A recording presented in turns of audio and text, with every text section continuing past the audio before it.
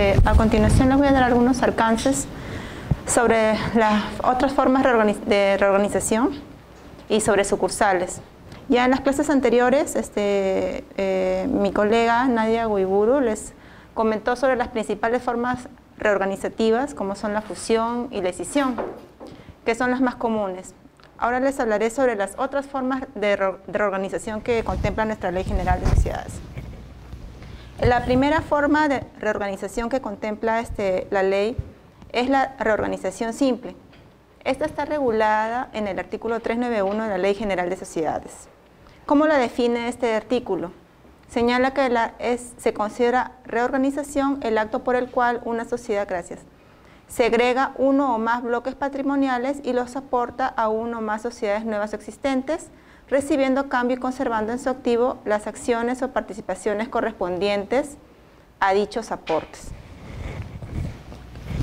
Entonces, ¿en qué consiste la reorganización simple?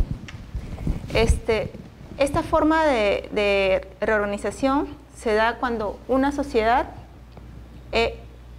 desmembra un bloque patrimonial para transferirlo a título de aporte a favor de otra sociedad, que puede ser otra sociedad nueva o puede ser una que ya está constituida previamente.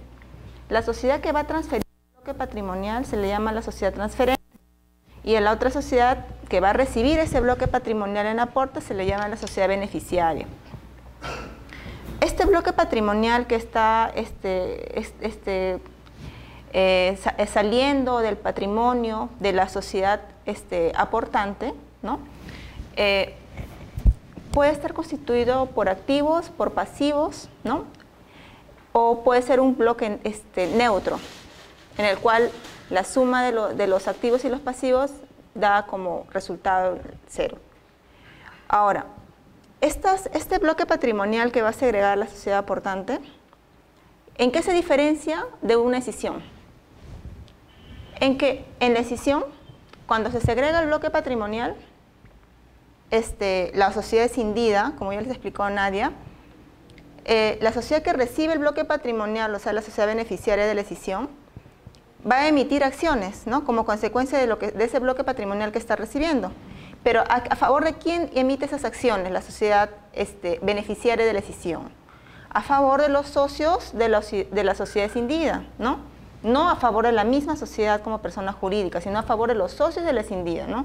Si la sociedad escindida es Confecciones Gamarra y sus socios son Pepito y José, a favor de Pepito y José. En cambio, en la reorganización simple también hay una segregación de bloque patrimonial, pero en este caso, las acciones que va a emitir la sociedad que está recibiendo el bloque patrimonial en aporte, esas acciones que va a emitir, va a ser a favor de la misma sociedad, o sea, ya no va a ser a favor de Pepito, de José, va a ser a favor de la sociedad Confecciones Gamarra, por ejemplo, ¿no? Esa es la principal diferencia que existe entre la reorganización simple y la escisión. Justamente respecto a esta diferencia nos dice Ulises Montoya Manfredi: a diferencia de la fusión y de la escisión, tenemos que en este caso las acciones derivadas del aumento de capital por el hecho de aportar bloques patrimoniales a otra sociedad no se entregan a los socios, como sería en el caso de las mencionadas formas reorganizativas, en donde juega un papel importantísimo la relación de canje de las acciones, sino que las que recibe la misma sociedad que transmitió los bloques.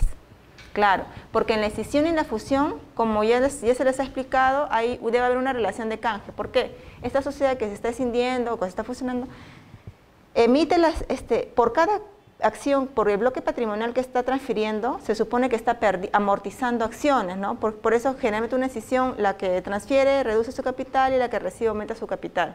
Entonces, esta sociedad que está transfiriendo, por cada acción que va a perder como consecuencia de la escisión, gana una acción, por eso se llama relación de canje, ¿no? Está canjeando las acciones que va a amortizar en la sociedad escindida por las acciones que va a recibir en la sociedad, ¿no? En la sociedad beneficiaria de la escisión.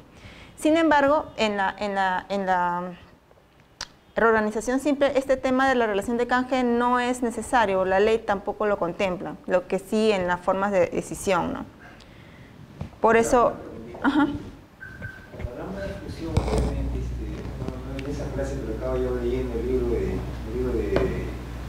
acción de sociedades. Para la cuestión, hay una empresa que es absorbente, ¿no? Y absorbida, ¿no? Hay dos figuras ahí, ¿no? En la fusión. Y ahí las acciones son para los socios de la en este caso la absorbida sería la...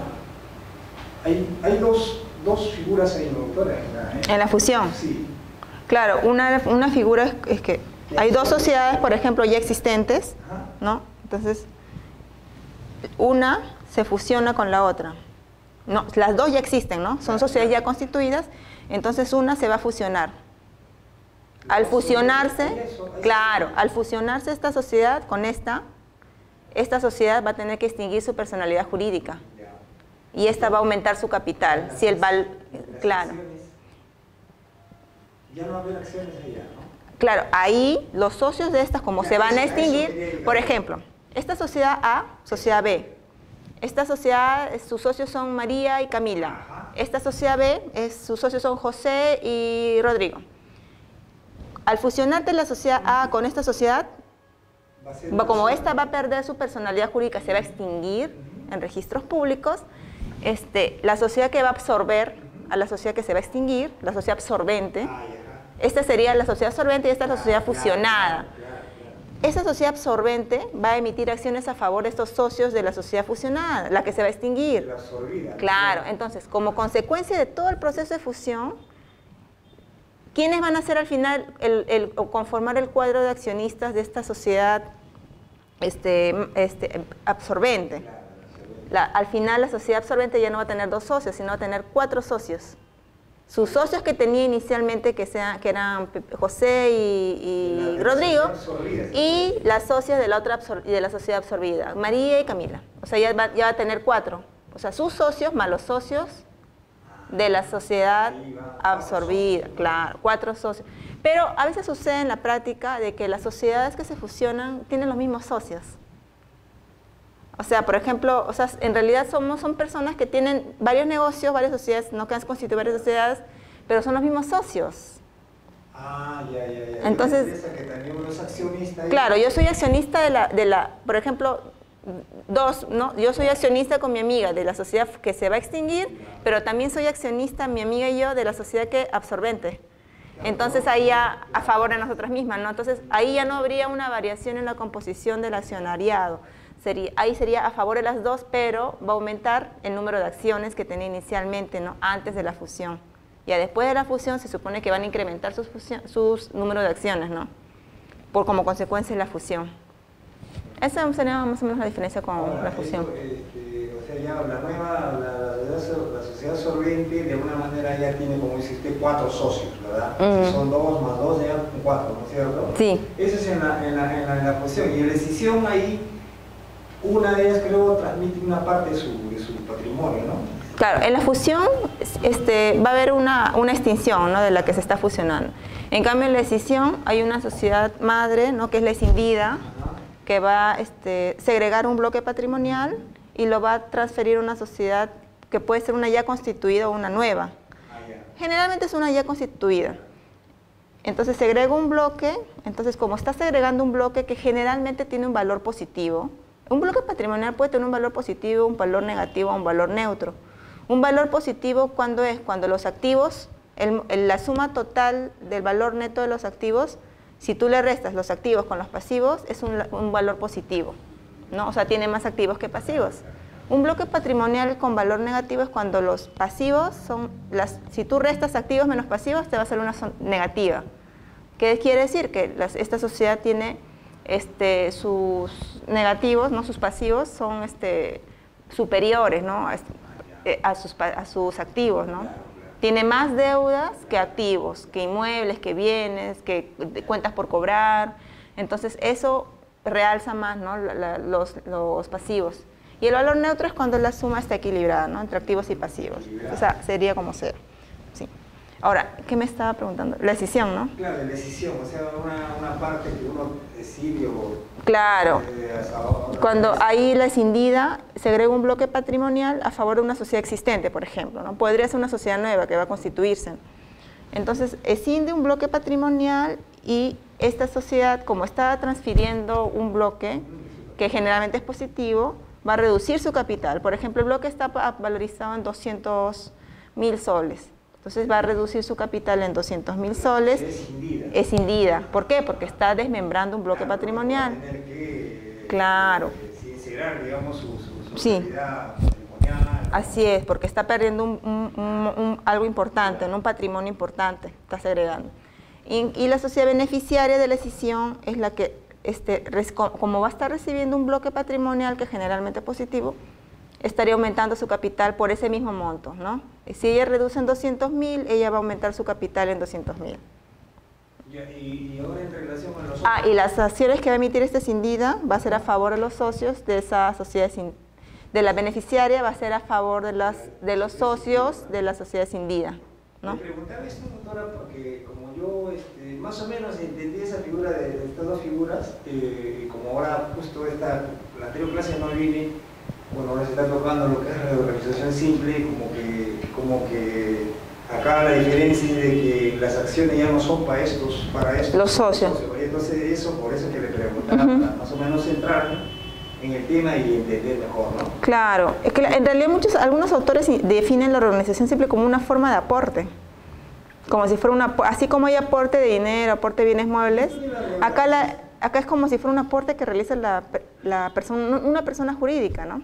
O sea, en de la reorganización simple también ya tenemos una sociedad existente también. Claro, una sociedad existente aporta, la que aporta siempre es una sociedad existente. No va a ser una sociedad nueva, siempre es una sociedad que ya existe y que ya está constituida, aporta un bloque patrimonial a otra sociedad, para Le pregunto esto ahorita porque para no confundirme con estas dos figuras, porque en ambas figuras hay una segregación de bloque patrimonial, sí. Entonces, por eso le preguntaba, para no sea confundir. Claro, acá en reorganización simple se habla más del término aporte, pero en escisión se habla de transferencia del bloque patrimonial, ¿no? Sí, transferencia. Quedó claro de que las acciones van a ser también para estos socios de la... Claro, esa es la principal diferencia. En este caso no creo. ¿No? A favor de la sociedad.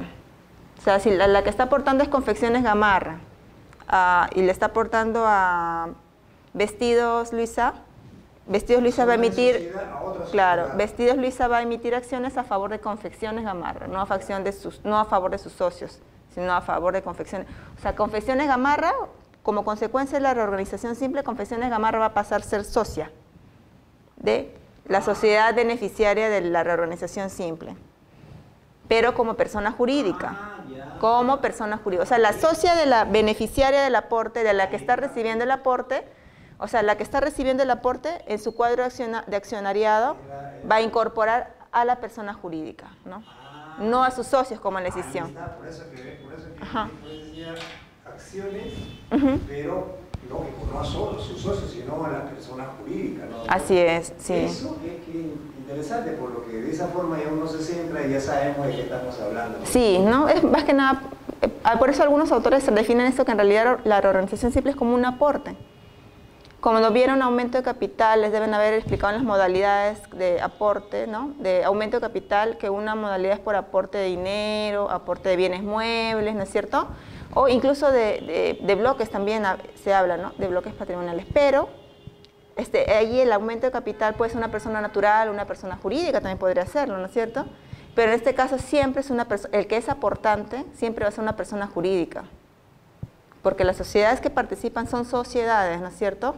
Entonces deben ser personas jurídicas, ¿no? Los dos, ¿no? La que está aportando y la que está recibiendo. En cambio, en un aumento de capital por aporte de bienes muebles, el aportante generalmente es una persona natural, ¿no? Una persona natural que está en su sociedad, está aportando bienes muebles, ¿no? Yo aporto un carro, una casa, yo como persona natural, ¿no? Ahora que también podría ser una persona jurídica, porque una persona jurídica, sus socios pueden ser a su vez personas jurídicas. No necesariamente son personas naturales, y sucede en muchos casos, ¿no? Sí, no, ahí sí pero en este caso, claro. Ahí tiene la calidad de socio. Claro, pero... Supongo que yo, ahora pues, esta sociedad aporta, y las acciones van a ser para la sociedad. Para la sociedad, sí.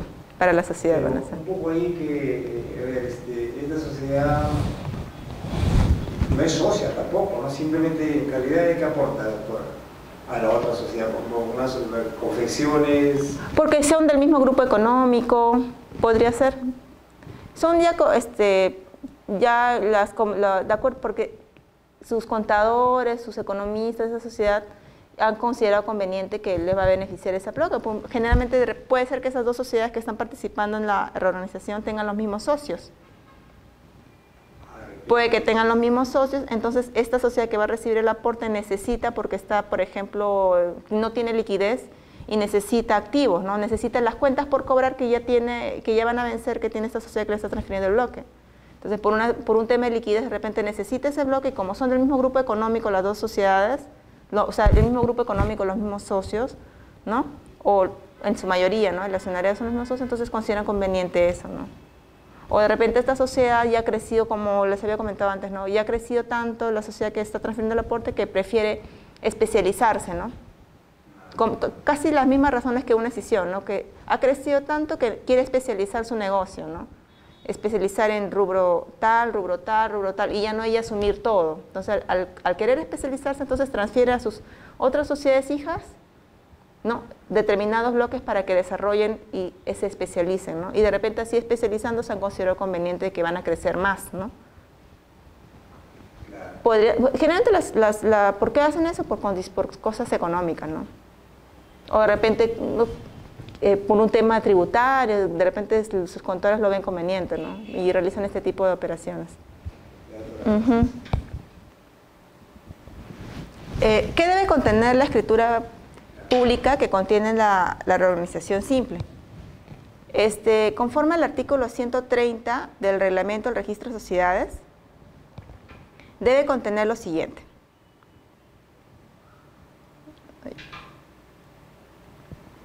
Primero, los avisos de convocatoria. En la forma prevista en el artículo 38 del reglamento, publicados con una anticipación de 3 días, salvo que se trate de juntas universales o que exista un plazo mayor establecido en el estatuto de la respectiva sociedad.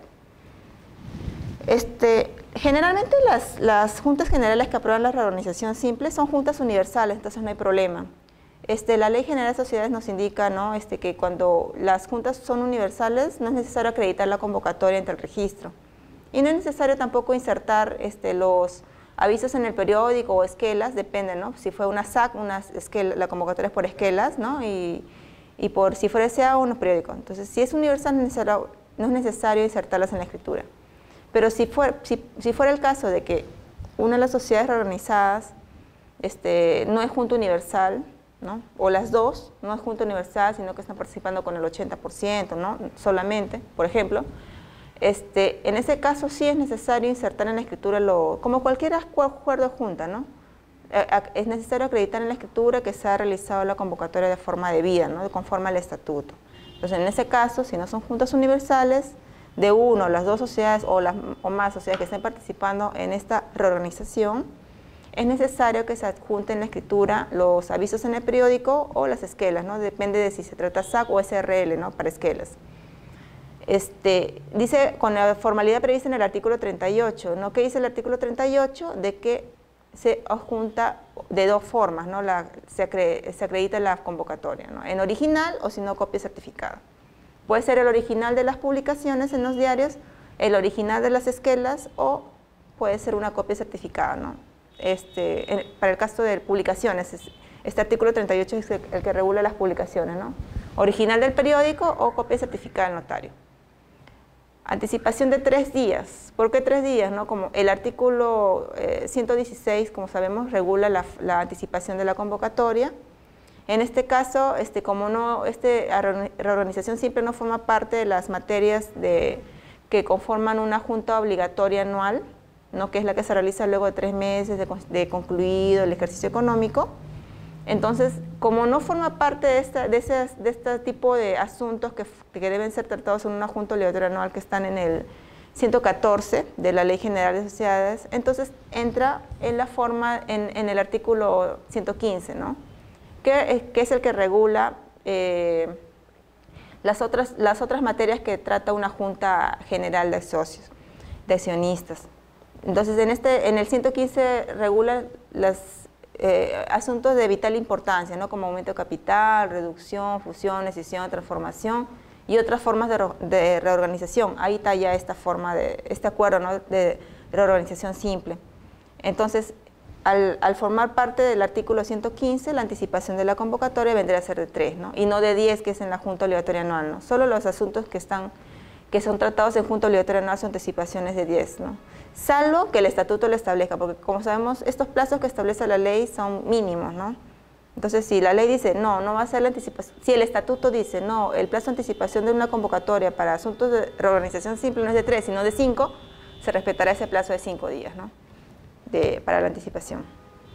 Luego, la escritura debe contener los acuerdos de las juntas generales de las sociedades participantes que aprueben e identifiquen la reorganización simple de manera expresa.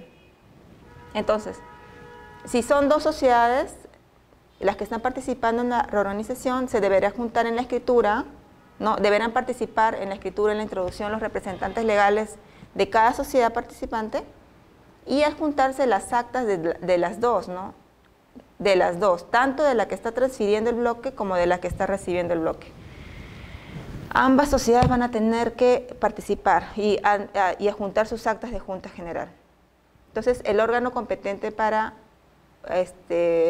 acordar una reorganización simple es la Junta General, ¿no? El directorio no puede acordar una reorganización simple. La gerencia general tampoco, ¿no? Es el órgano máximo, la Junta General. Luego, debe contener la fecha de entrada en vigencia. La fecha de entrada en vigencia. Esto es muy importante porque a veces cometen el error. He visto en la práctica registral que la que emite, por ejemplo, si el acta de Junta General no necesariamente se da en el mismo día. Por ejemplo, puede ser que hoy día se realiza la Junta General de la sociedad que transfiere y mañana o pasado se da la Junta General de la sociedad que recibe. Pero la que yo transfiero, señalo como fecha de entrada en vigencia de la reorganización simple el día viernes de esta semana. Y la otra declara como fecha de vigencia, como su junta se ha realizado después, lo declara el día lunes.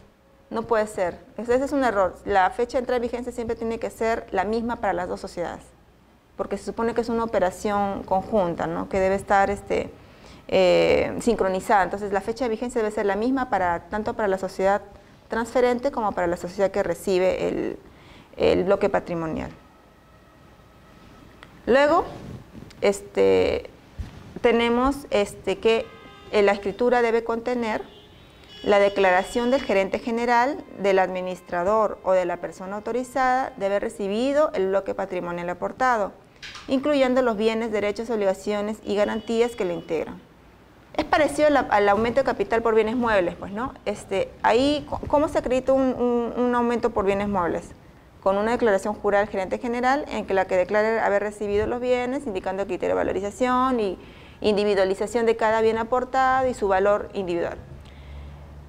En este caso de la reorganización simple, como es un símil, más o menos tiene un símil con el aporte de bienes muebles, sino que acá es un bloque, acá también, ¿cómo se acredita la transferencia de este bloque? No es solamente con la sola declaración en el acta de Junta General de cada sociedad participante.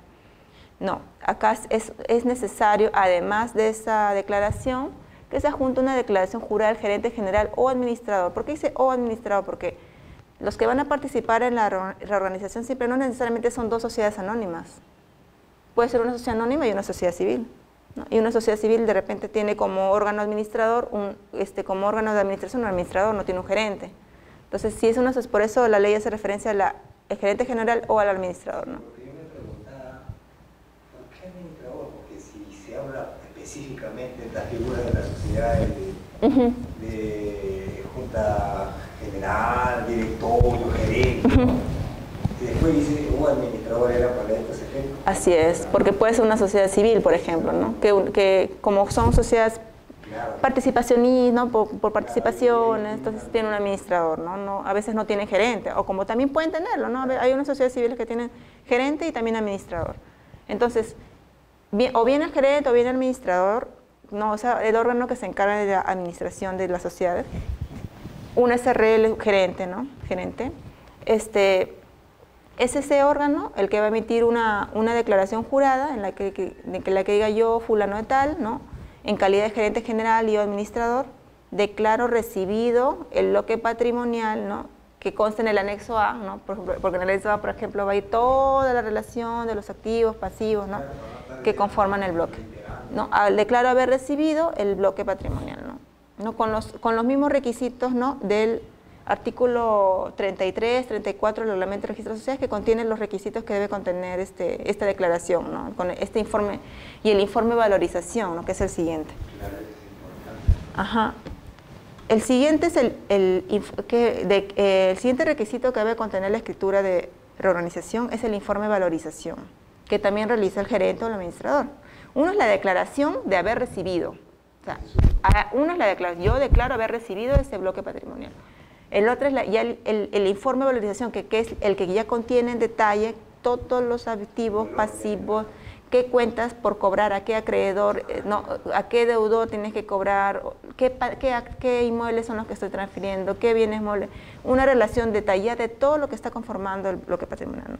Individualizando el valor, incluyendo el valor total de activos, de pasivos y el valor neto del bloque patrimonial que se transfiere. Dice con los datos que exige el artículo 27.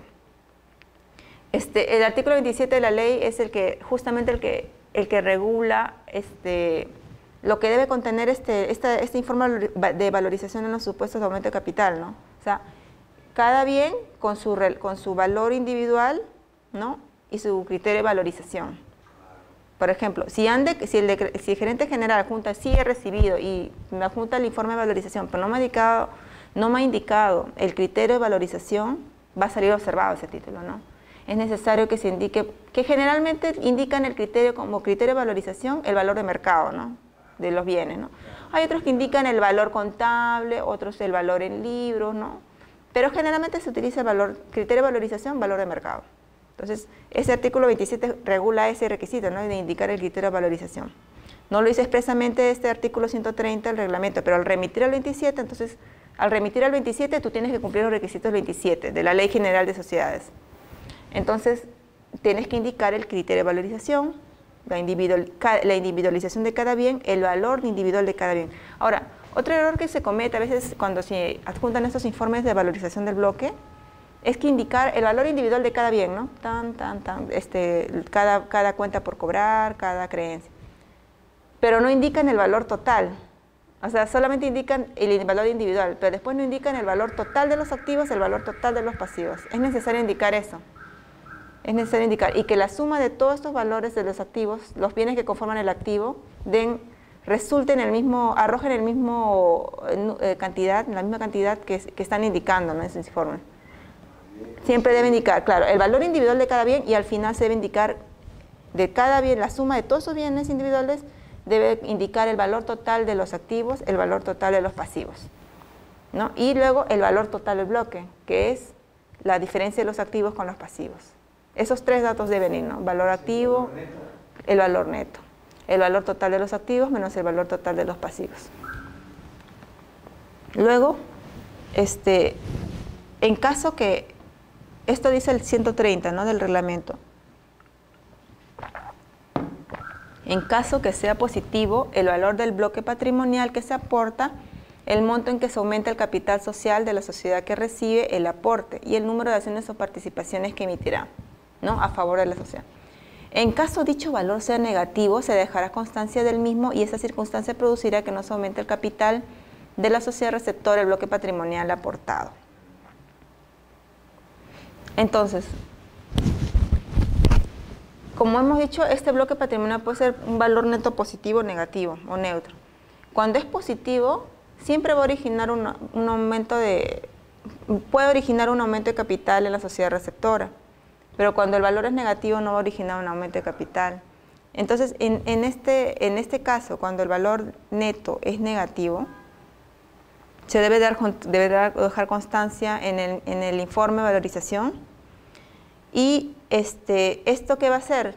No va a producir tampoco una reducción de capital, ¿no? En eso, porque ellos están recibiendo, ¿no? Es un bloque negativo, pero simplemente no va a variar. O sea, hay el único acto que va, por ejemplo, calificarse es la reorganización, nada más. O sea, se va a liquidar, por ejemplo, para los derechos registrales solamente se va a liquidar 2 reorganizaciones, ¿no? Si estuvieran participando 2. Una ahí y una ahí. En cambio, si el valor fuera positivo, tú vas a pagar los derechos registrales, por ejemplo, que se van a calificar, ¿no? O general, van a ser 2 reorganizaciones y un aumento de capital, cuando es positivo el valor. Pero cuando es negativo, simplemente la reorganización, ¿no? No va a producir ningún aumento de capital. Incluso algunos autores de la doctrina, ahí tengo, indican de que en este caso, cuando el valor del bloque es negativo, el valor neto, no debería hablarse de aporte, ¿no? Sino que debería hablarse simplemente de una transferencia del bloque, ¿no? Así como en la decisión. Porque un aporte siempre indica aporte, ¿no? Algo positivo, ¿no? Que va a redundar, claro, que va a mejorar tu patrimonio, ¿no? De la sociedad que recibe. A la sociedad que recibe un valor así no está recibiendo en realidad mayor beneficio, pues, ¿no? Si es un valor negativo, ¿no? Entonces no debería hablarse en puridad de aporte, ¿no?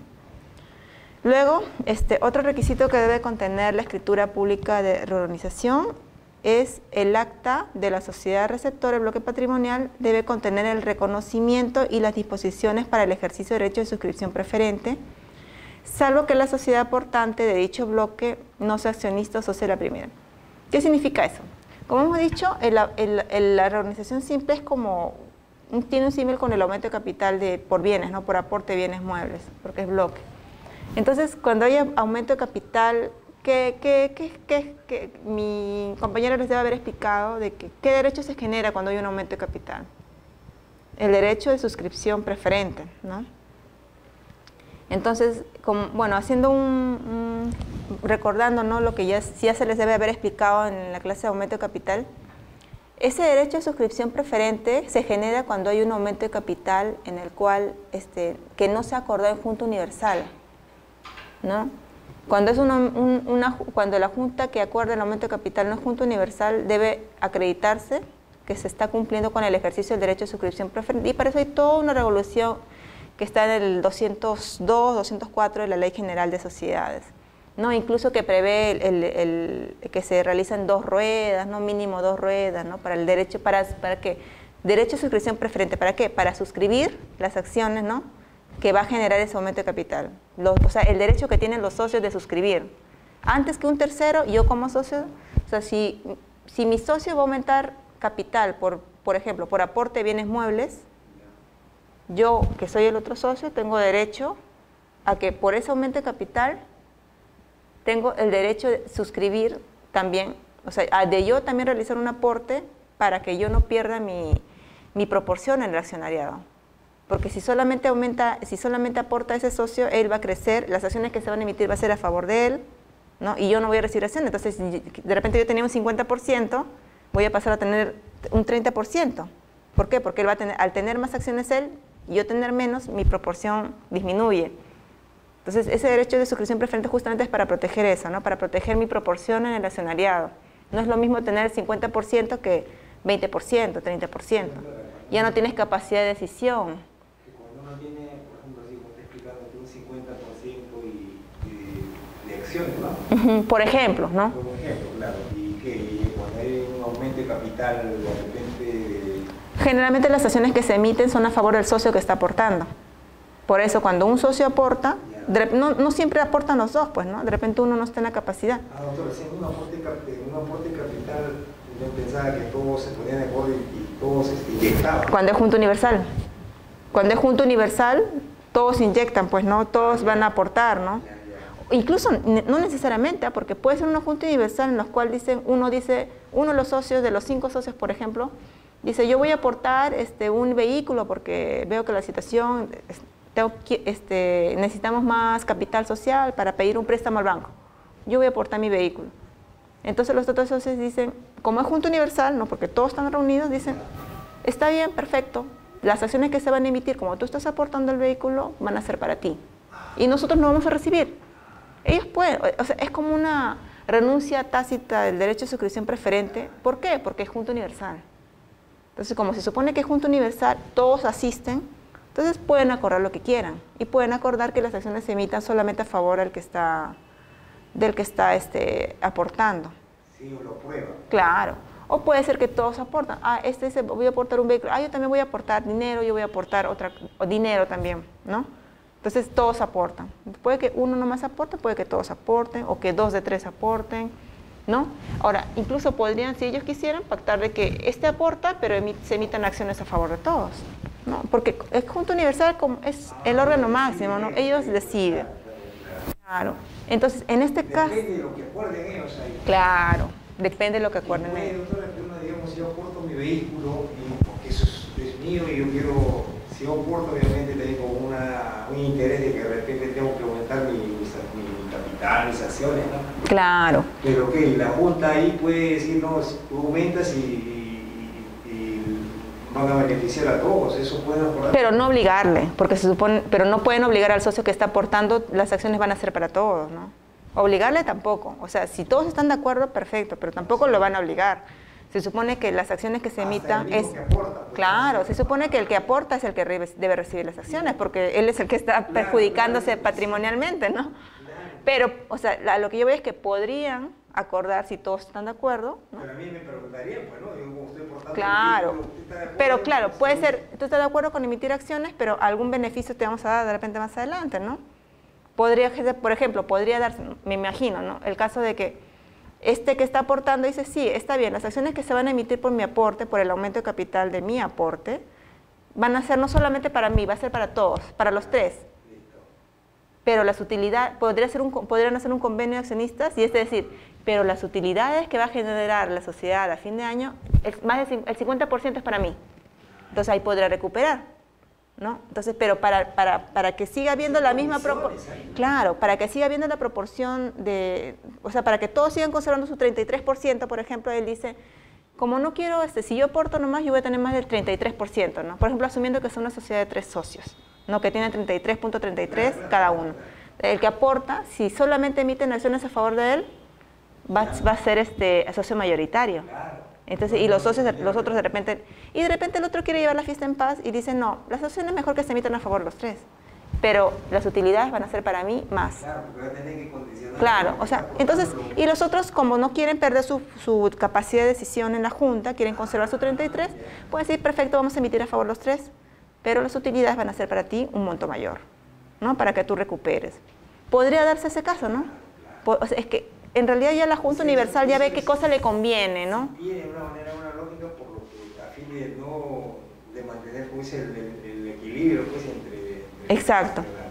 Las acciones, ¿no? Por eso, no hay mayor problema cuando es una Junta Universal, el problema es cuando no es una Junta Universal. Cuando no es una Junta Universal y hay un socio que no ha participado en esa Junta. Ya, ahí viene el tema. Entonces, cuando hay un socio que no ha participado en eso, uno más socios, ¿no? Porque estamos partiendo en los ejemplos de que son 2, 3 socios, ¿no? Pero pueden ser más.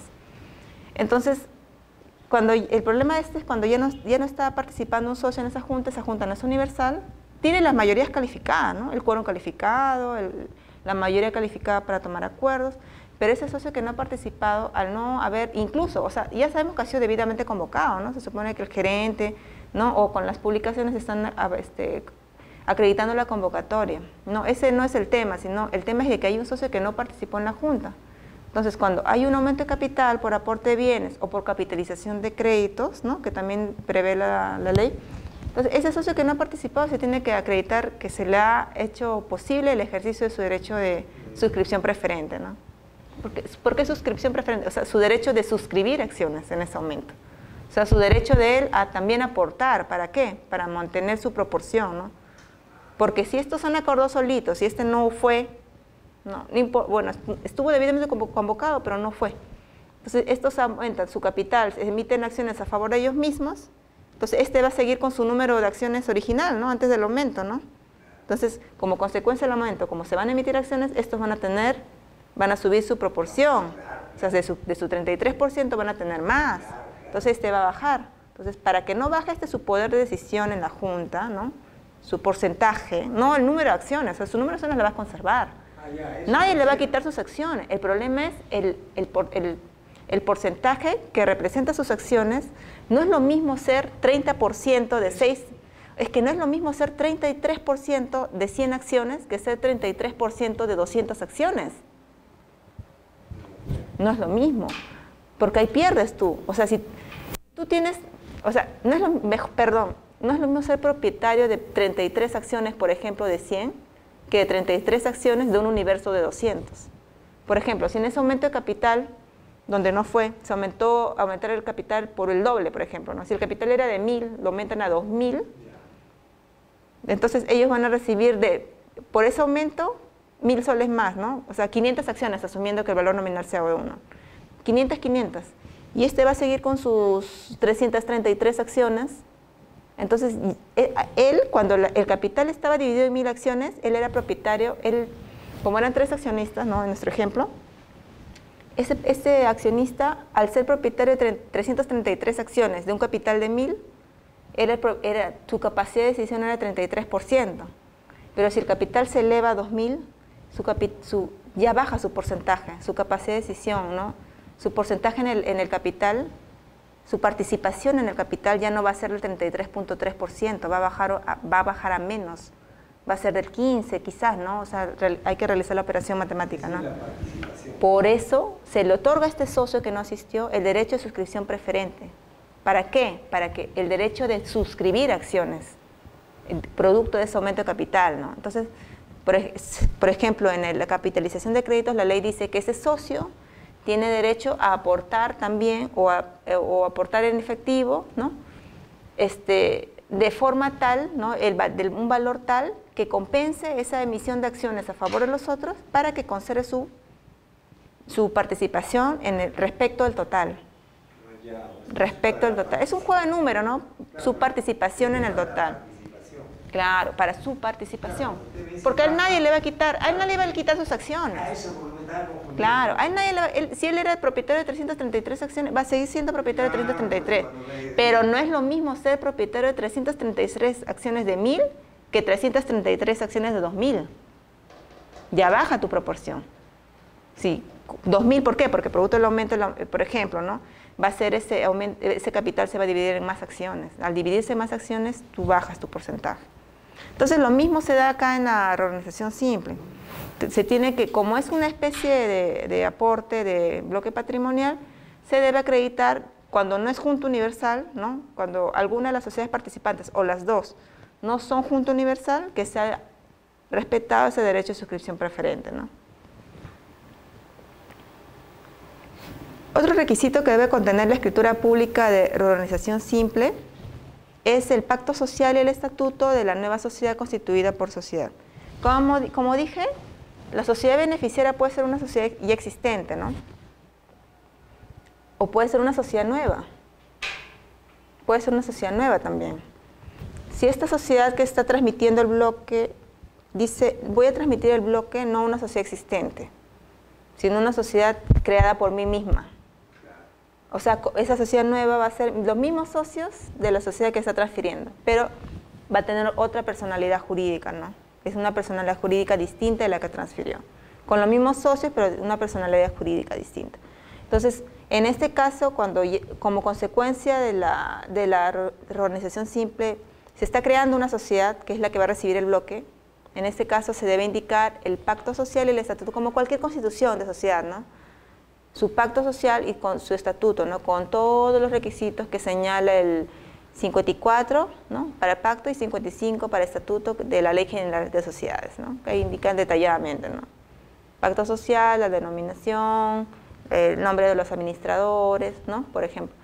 Y estatuto, ¿no? Denominación, fecha de inicio de operaciones, domicilio, duración, objeto social, régimen de los órganos de administración, ¿no? Directores, gerentes.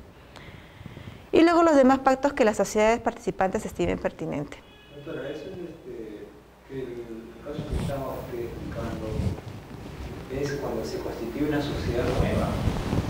Claro, porque es que cuando se constituye una sociedad, la que transfiere nunca va a ser nueva. La que transfiere el bloque siempre es una sociedad ya existente. La que puede ser sociedad nueva es la que recibe. Cuando se habla del pacto social y estatuto es porque es una sociedad nueva. Eso es cuando la sociedad que está recibiendo el aporte, el bloque patrimonial, es una sociedad nueva. O sea, en la misma escritura, en la misma acta de la sociedad que está transfiriendo el bloque, la sociedad transferente. En esa misma acta de su sociedad va a constituir una sociedad nueva. Una sociedad nueva. Por eso que se habla de pacto social y estatuto. Claro. Porque el otro ejemplo que está explicando usted era de una sociedad que ya está existiendo. Dos sociedades. Que ya existentes. Ya existentes. En este caso, cuando el pacto social y estatuto es cuando se está creando una sociedad nueva. Entonces, al crearse una sociedad nueva, tiene que indicarse, como toda sociedad nueva, su pacto y su estatuto. Ajá. Sí. En este caso, ya no estaría en la escritura, en la introducción de la escritura pública, solamente va a haber una sociedad, que es la transferente, ¿no? Ya en el contenido de la escritura, ¿no? Ya recién va a aparecer la otra sociedad que se está creando, ¿no? Que ya recién cuando se inscriba va a adquirir su personalidad jurídica, ¿no? Esa sociedad nueva, la sociedad que se está constituyendo. Como consecuencia del... Según que generalmente estas situaciones se dan en sociedades generalmente cerradas, en donde las constituciones son casi entre familias y todo eso, ¿no? Yo he visto de todo, sociedades anónimas, ordinarias, sociedades abiertas, he visto CRLs también que hacen ese tipo de operaciones, ambas, ¿no? Pero me atrevería a decir que es más sociedades anónimas, sí, las ordinarias que realizan esto, sí. Sí. Ahora, otra diferencia que tiene la reorganización simple con la escisión, como ya les deben haber explicado, en la fusión y la escisión se realizan publicaciones del acuerdo, ¿no es cierto?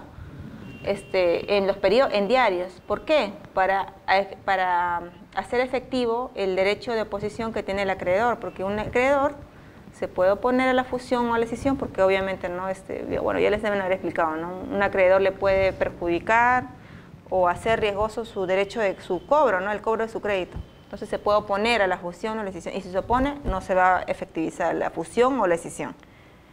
Pero en la reorganización simple no es necesario esto. Por eso en la reorganización simple, a diferencia de la escisión, no es necesario publicar el acuerdo de reorganización. Entonces, al no ser necesario, ¿por qué? Porque no se exige la constancia de que se ha ejercido el derecho de oposición por parte de los acreedores, porque ellos no tienen derecho de oposición. En la reorganización simple, los acreedores no tienen derecho de oposición, como sí lo tienen en la escisión, ¿no? Y en la fusión. Acá no. Y por ende, por eso tampoco se exige, ¿no? El reglamento no exige la publicación del acuerdo, ¿no? Basta que se haya sido tomado en junta general con los requisitos que les acabo de mencionar, ¿no? La convocatoria, el acta, ¿no? No es necesario adjuntar esa declaración jurada del gerente general en la cual declare de que se ha ejercido el derecho de oposición por parte de los acreedores, de que no se ha ejercido el derecho de oposición por parte de los acreedores. Acá ya no es necesario, ¿no? Eso está regulado en el 131 del reglamento del registro de sociedades. Para la inscripción de la reorganización simple no se exigirá la constancia de no haberse formulado oposición por los acreedores. Ahora, constitución de una nueva sociedad. Este es el supuesto que estábamos viendo, ¿no? Anterior, cuando las beneficiarias es una nueva. Esto está regulado en el 132 del reglamento del registro de sociedades. Si la reorganización simple diera lugar a la constitución de una nueva sociedad, se abrirá una partida registral para esta, ¿no? Para la sociedad que recibe, y se indicará lo siguiente. Primero, se dejará constancia que en el primer asiento de inscripción de la información exigida por la ley para la forma societaria adoptada. Segundo, se indicará la fecha de entrada en vigencia de la reorganización. Tercero, la identificación de las sociedades reorganizadas, sus partidas registrales. Y cuarto, cualquier otra información que el registrador juzgue relevante siempre que aparezca en el título que da mérito en la inscripción. Entonces, cuando se va a crear una nueva sociedad, ¿no? La beneficiaria, se tiene que abrir una partida registral, ¿no? Como cualquier constitución. Pero el asiento de constitución no va a ser igual que una constitución simple, ¿no?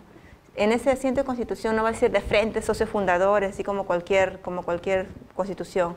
En una constitución, como consecuencia de reorganización, en la partida, en el encabezado, ¿no? va a tener, en el primer asiento, ¿no? En la primera parte del asiento, va a tener que indicarse de que esta sociedad nueva se está aperturando, esa partida se está aperturando como consecuencia de la reorganización simple celebrada, ¿no? Por la sociedad tal, o sea, la sociedad que está transfiriendo el bloque, ¿no? Se tiene que hacer mención de la sociedad transferente. O sea, no es una partida limpia como una constitución. La constitución es común, ¿no? No, claro, ahí siempre debe que indicarse como antecedente, o sea, el antecedente por qué se está creando esa sociedad. Entonces, en el asiento ya de esa nueva sociedad, que esa sociedad se está creando como consecuencia de la reorganización simple, celebrada por la sociedad tal, ¿no? que es la que está transfiriendo, el plazo de vigencia de esa reorganización simple, ¿no? igual que la escisión, debe haber un plazo de vigencia que debe coincidir con ambas sociedades, ¿no? En este caso, solamente en esta sociedad, porque es la única que está participando, ¿no? creando la nueva sociedad, el plazo de vigencia y la identificación de las sociedades reorganizadas, ¿no? O sea, debe indicar la partida registral donde está la sociedad que está aportando el bloque, ¿no? de la transferente. Y cualquier otra información, ¿no? Y luego ya vienen los requisitos comunes a todo asiento de constitución, ¿no? Todos los requisitos de duración, inicio de operaciones, objeto, régimen y régimen de los órganos. Bueno, ahora pasamos a otro tema, que es la reorganización simple de sociedades con domicilios distintos. No necesariamente las sociedades que participan en una reorganización son las dos en Lima. Muchas veces sucede que las sociedades que participan en este proceso están en diferentes provincias, ¿no? Por ejemplo, la otra vez vi dos sociedades que se reorganizaban, que una estaba en Lima y la otra estaba en Pucallpa. Porque la que está en Pucallpa era una forestal y una empresa forestal o relacionada a recoger materia prima, y acá era una empresa papelera, la que estaba en Lima. Entonces eran empresas que tenían, y algunos socios coincidían, ¿no? El accionariado estaba vinculado en ambas sociedades que participaban. Entonces, ¿qué hacer en este caso cuando las dos no pueden? No, sí se puede hacer ese proceso de reorganización simple cuando son con domicilios distintos. Pero en este caso, ¿qué registrador va a asumir la competencia para calificar ese título, ¿no? Entonces, la ley dice que en estos casos se remiten las normas de decisión y de fusión. El reglamento remite las normas de fusión y decisión. Entonces, como ya les deben haber mencionado, cuando hay fusión y decisión de sociedades con domicilios distintos, ¿quién asume competencia? Asume competencia el registrador que de la sociedad escindida en la decisión.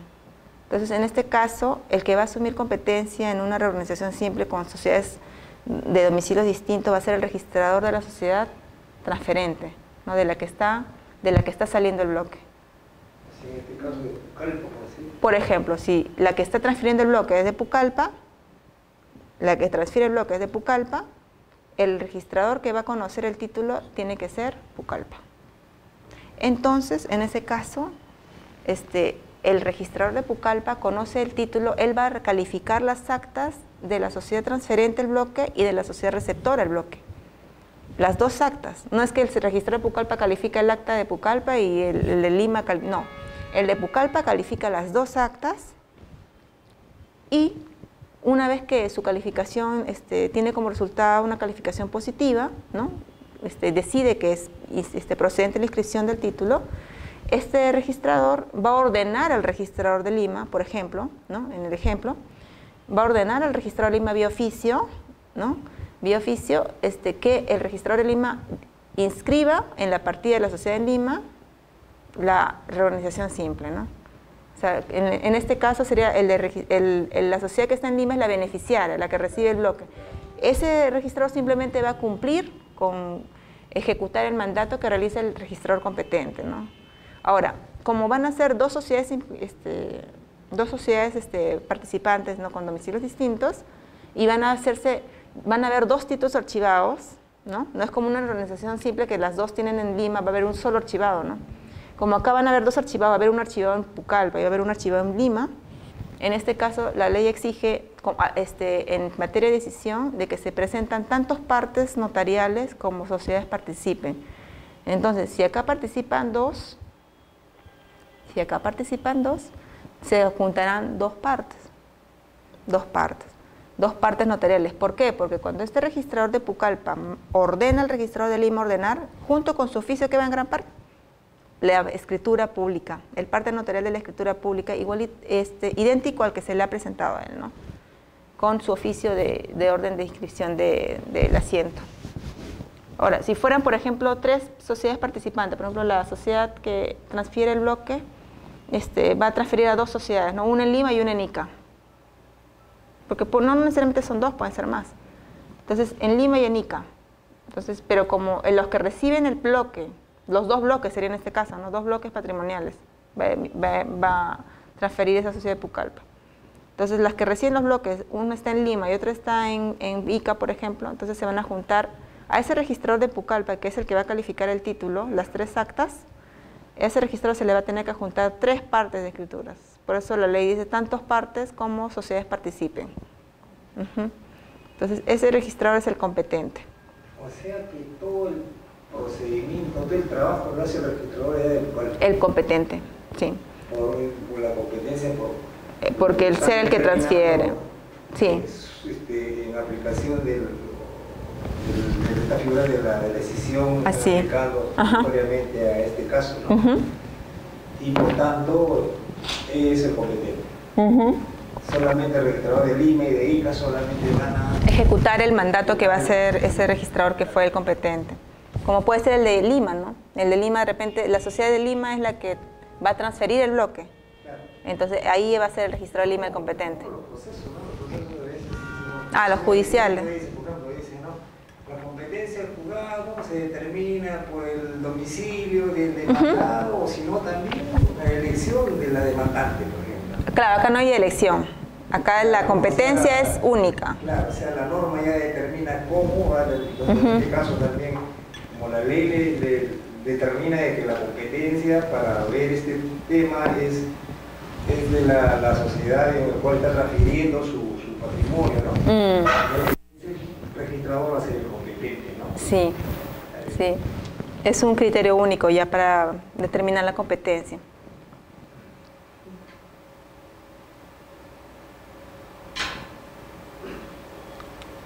Ahora, tenemos la inscripción de la transferencia de bienes y derechos que integran el bloque patrimonial aportado. Eso está regulado en el artículo 134 del Reglamento de Registro de Sociedades. En mérito a la inscripción de la reorganización simple, puede solicitarse la inscripción de la transferencia de los bienes y derechos que integran los bloques, los patrimonios transferidos, aunque aquellos no constan expresamente en la escritura pública de reorganización simple.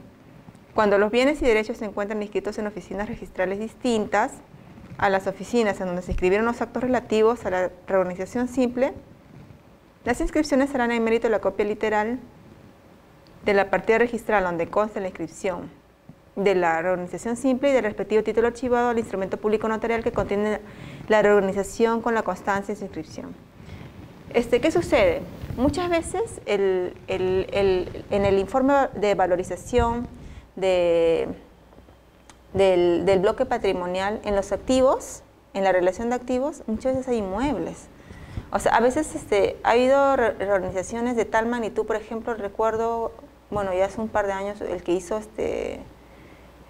Scotiabank con Credit Scotia, ahora Vice Sudameris con Scotiabank, algo, ¿no?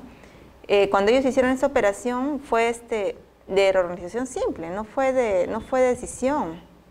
Entonces, como comprenderá, como una empresa de tal envergadura, en el informe de valorización de los bienes que contenían el bloque, al ser una empresa financiera, puros inmuebles, ¿no? Mejor dicho, una gran cantidad eran bienes inmuebles. Entonces, tuvo esa situación de que ya no va a pertenecer a tal banco, sino ahora va a pertenecer a la financiera ese inmueble. Tú tienes que inscribir, o sea, tú tienes que publicitar esto, si bien en el registro de predios también. Porque si bien se va a publicitar este acuerdo de reorganización simple en las partidas de las sociedades, del transferente y de la receptora, pero eso está en el registro de personas jurídicas. Si bien en el título archivado de personas jurídicas está la relación de inmuebles, va a tener que inscribirse en la partida registral de cada inmueble, en el registro de predios, de que ha cambiado la titularidad del inmueble, ¿no? Porque ahora el titular del inmueble, el propietario del inmueble, ya no va a ser la empresa transferente, sino va a ser la empresa receptora. Entonces, lo que sucede en estos casos es que no vas a juntar una escritura pública por cada inmueble, ¿no? A cada registrador de predio vas a juntar la escritura pública de la reorganización. En estos casos ya será suficiente con que se presente un título, una declaración, un documento privado, en la cual se señala el título archivado donde consta esa reorganización, donde se calificó, ¿no? Ese título archivado que dio origen a los asientos en jurídicas, en el registro de personas jurídicas. En ese título, remítase a ese título archivado donde está la relación, el informe de valorización la relación detallada de los inmuebles, ¿no?, que se van a aportar, o puede ser un vehículo, ¿no? Este caso es con bienes registrables, ¿no? Lo que regula este artículo del reglamento del registro de sociedades, ¿no? Es cuando son bienes inscritos, ¿no?, que inmuebles o vehículos, por ejemplo, ¿no?, que dentro del bloque patrimonial, los activos del bloque patrimonial que se está transfiriendo, hayan vehículos. Entonces, el cambio de titularidad que va a realizarse, ¿no?, como consecuencia de esta operación de reorganización, va a tener que inscribirse en el registro de propiedad vehicular también, ¿no?, a favor ya no de la empresa transferente, sino a favor de la empresa receptora. Entonces, ahí también va a ser con el respectivo título archivado, ¿no?, de las personas jurídicas, del registro de personas jurídicas. Hablemos, por ejemplo, no de muchos inmuebles, sino solamente de uno, por ejemplo, ¿no?, un vehículo. Entiendo de que cuando se hace la reorganización y se aporta un vehículo, entiende de que es ya, digamos, deja de ser propietaria ya esta persona jurídica, ¿no?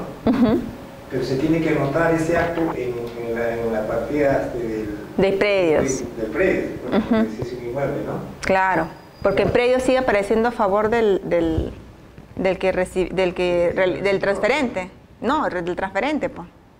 En predio sigue siendo a nombre del transferente. Tú tienes que cambiar la titularidad a nombre de la sociedad receptora. Tengo que hacer un acto de disposición. Así es, ya en el registro de predios, ¿no? Claro. Ese es otro trámite. Como ya escapa del esfera de mi patrimonio, naturalmente eso tiene que registrar en predios. En predios, ¿no es cierto? Entonces, o en vehicular, ¿no? Viene registrable. Pero, o sea, ¿por qué le pregunta esto? Cuando son, como dice el ejemplo que estamos dando del banco, son varios inmuebles y lo remitían a un título de archivo de personas jurídicas. Claro, podría ser o sea, no es necesario que adjunte la escritura, otra parte notarial en predios de la organización, o sea, podría remitirse al título archivado, porque esa escritura ya está esa escritura de reorganización simple ya está en un título archivado del registro de personas jurídicas, el título en mérito al cual se inscribió en el registro de personas jurídicas. Entonces, no es necesario adjuntar otra escritura a predios, ¿no? Porque si no habrían varias escrituras de lo mismo, ¿no? Por cada predio sería muy oneroso, ¿no? Claro, ¿no? Y es una información que ya consta en el registro. Claro. Hay un artículo en el reglamento general en el cual indica que el registro no puede pedir información con la cual ya cuenta. Entonces el registro no puede pedir otra escritura, ¿no? Otra escritura de reorganización para escribir en predios, porque esa escritura ya está en jurídicas, ¿no? En ese título archivo de personas jurídicas, ¿no? Eso era mi comentario, ¿no? Es como en sucesiones intestadas, por ejemplo, ¿no? Cuando se inscribe la sucesión intestada en personas naturales, ¿no? El acta de sucesión intestada, el acta notarial, ¿no? Por ejemplo, ¿no? Porque puede ser por resolución judicial también, ¿no? Entonces, cuando tú vas a inscribirlo, transferencia de bienes por esa sucesión intestada en predios, por ejemplo, ¿no? Del causante, ¿no? De los predios que tenía el causante, no tienes que adjuntar otra vez el acta declaratoria de herederos, el acta notarial otra vez en predios. Basta que tú digas un escrito simple que en el título archivo tal de personas naturales ya consta el acta original, ¿no? Que ya ha sido calificada. No, entonces no es necesario juntar otra parte notarial, ¿no? Del mismo acto, ¿no? Cuando ya consta en el título archivado ya, de otro registro. Bueno, ahora entramos ya a otro tema, también que es el de reorganización de sociedades constituidas en el extranjero. Ya hemos visto reorganización simple de sociedades con domicilio distinto, pero dentro de este país, y ahora reorganización de sociedades constituidas en el extranjero. Esto está regulado en el artículo 394 de la Ley General de Sociedades. ¿Qué indica este artículo? Que cuando cualquier sociedad constituida y con domicilio en el extranjero puede reorganizarse, siempre que la ley de dicha sociedad extranjera no lo prohíba. Al tomar la decisión de radicar en el Perú, la sociedad extranjera conserva su personalidad jurídica, se transforma y adecúa su pacto social estatuto a la forma societaria que decide asumir en el Perú. debe cancelar su inscripción en el extranjero y formalizar su inscripción en el registro de este país. ¿Qué sucede? Hay muchas sociedades constituidas en el extranjero, ¿no? Vigentes en su país de origen, que como pueden ver la situación económica de acá, que acá pueden tener muchas utilidades, ¿no? Más que en su país de origen, ¿no? Que les conviene hacer negocio acá en este país. Entonces, estas sociedades, ¿qué quieren hacer? Muchas veces realizan negocios siendo sociedades constituidas en el extranjero, pero a veces esas sociedades quieren involucrarse más con el sistema legal de acá. Entonces, ¿cómo logran más cómo logran de mejor manera ese deseo de involucrarse más? Reorganizándose en una sociedad peruana, ¿no? En una sociedad peruana. Entonces, esa sociedad, por eso dice la ley que se transforma, ¿no? Como hemos dicho. Entonces, ¿y cuál es lo esencial en la transformación? Como ya les explicó Nadia. Que una sociedad cuando se transforma adopta una forma legal, ¿no? Una forma societaria y se transforma a otra forma societaria, ¿no? Por ejemplo, de SA a SRL, de SAC a SA, a SA, etc. Pero ¿cuál es lo esencial en la transformación? Que conserva su personalidad jurídica.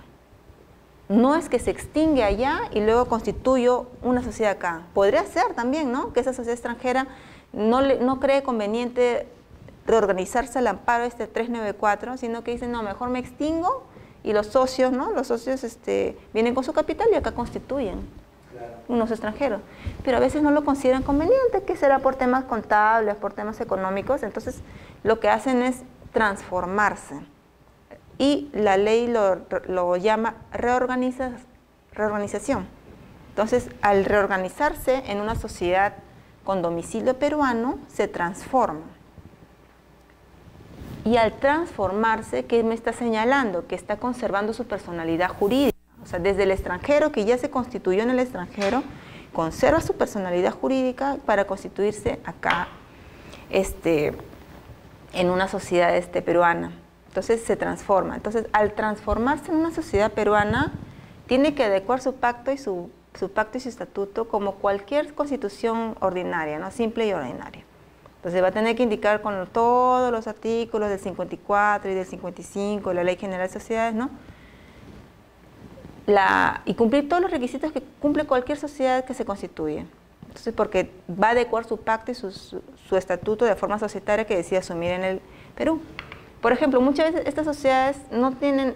Hay SA en varios países extranjeros, ¿no? En varios países extranjeros, pero muchas veces estas sociedades, por ejemplo, son sociedades SL nada más, y esa forma no existe acá, ¿no es cierto? SL, sociedad limitada. O, por ejemplo, he visto en Colombia SAS, sociedad por acciones, sociedad por acciones, algo así. SAS, o sea, son otras terminaciones, ¿no? Otras siglas para sus formas societarias, ¿no? Que acá no existen, ¿no? SL, SAS, SPB, o en Estados Unidos, ¿no? Las sociedades americanas, LTDA nada más, ¿no? Entonces, al adecuar su pacto social y estatuto, porque van a ser una sociedad, transformarse, reorganizarse, transformarse en una sociedad peruana, tienen que adecuar su estatuto y su pacto a la Ley General de Sociedades Peruanas. Entonces, al reorganizarse, van a tener que ser SA, SAC, SRL, Sociedad Civil, la que esté prevista, ¿no? La que ellos consideren conveniente, ¿no? Pero prevista en nuestra Ley General de Sociedades.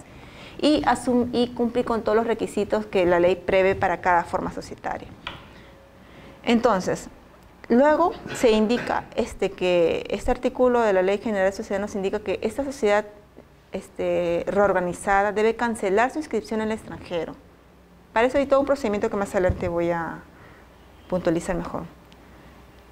Porque no puedes tener dos inscripciones existentes al mismo tiempo. No puede ser que acá se va a reorganizar acá, pero sigue vigente en su sociedad de origen. ¿No? Se supone que si se reorganiza acá, ya no va a tener personalidad jurídica en su país de origen, ¿no? Sino solo acá. Y luego, el último requisito para estas sociedades extranjeras para que se reorganice es que inscriba esta reorganización, este acuerdo acá en el registro de Lima, ¿no? Si es que decide que establecer su domicilio en la provincia de Lima, ¿no? Porque podría establecerlo en cualquier provincia de este país, ¿no? ¿Cuál es el contenido que debe tener esta escritura de reorganización de sociedades constituidas en el extranjero. Esto está regulado en el 135 del Reglamento del Registro de Sociedades. El primero dice que son las partes de la escritura pública extendida ante notario o cónsul peruanos. Esto es muy importante porque a veces yo he recibido en calificación que me adjuntan una sociedad, por ejemplo, recuerdo una sociedad panameña que se estaba reorganizando. Son muchas sociedades panameñas las que se reorganizan en sociedades peruanas, ¿no? Panameñas, de Islas Vírgenes, británicas, sobre todo panameñas.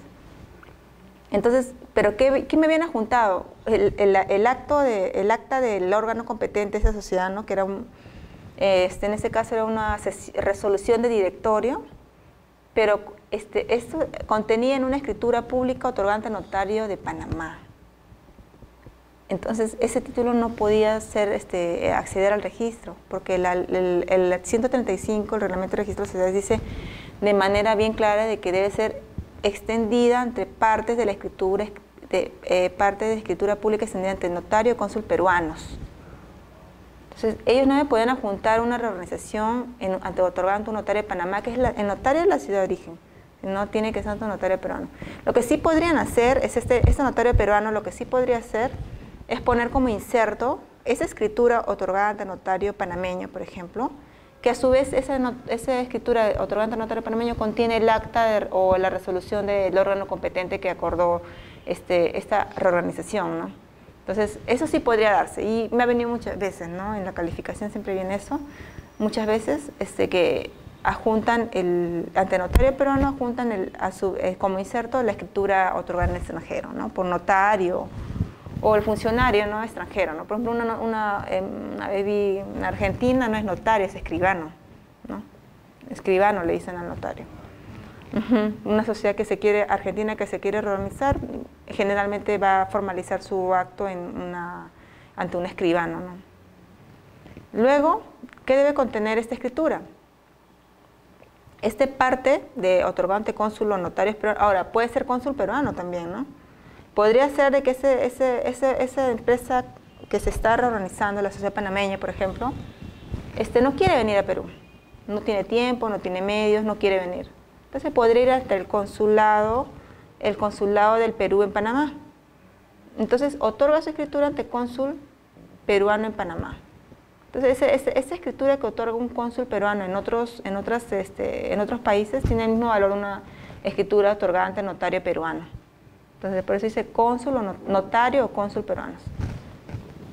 Luego se adjunta la resolución no acta emitida por el órgano competente con los siguientes acuerdos, ¿no? Entonces, no es suficiente. Una vez recuerdo que me vino una escritura pública otorgante ante notario peruano que a su vez contenía la escritura de Panamá, por ejemplo, no recuerdo bien el país. Pero la escritura de Panamá, cuando uno lo leía, decía fulanito de tal, yo en calidad de presidente directorio de la sociedad panameña tal,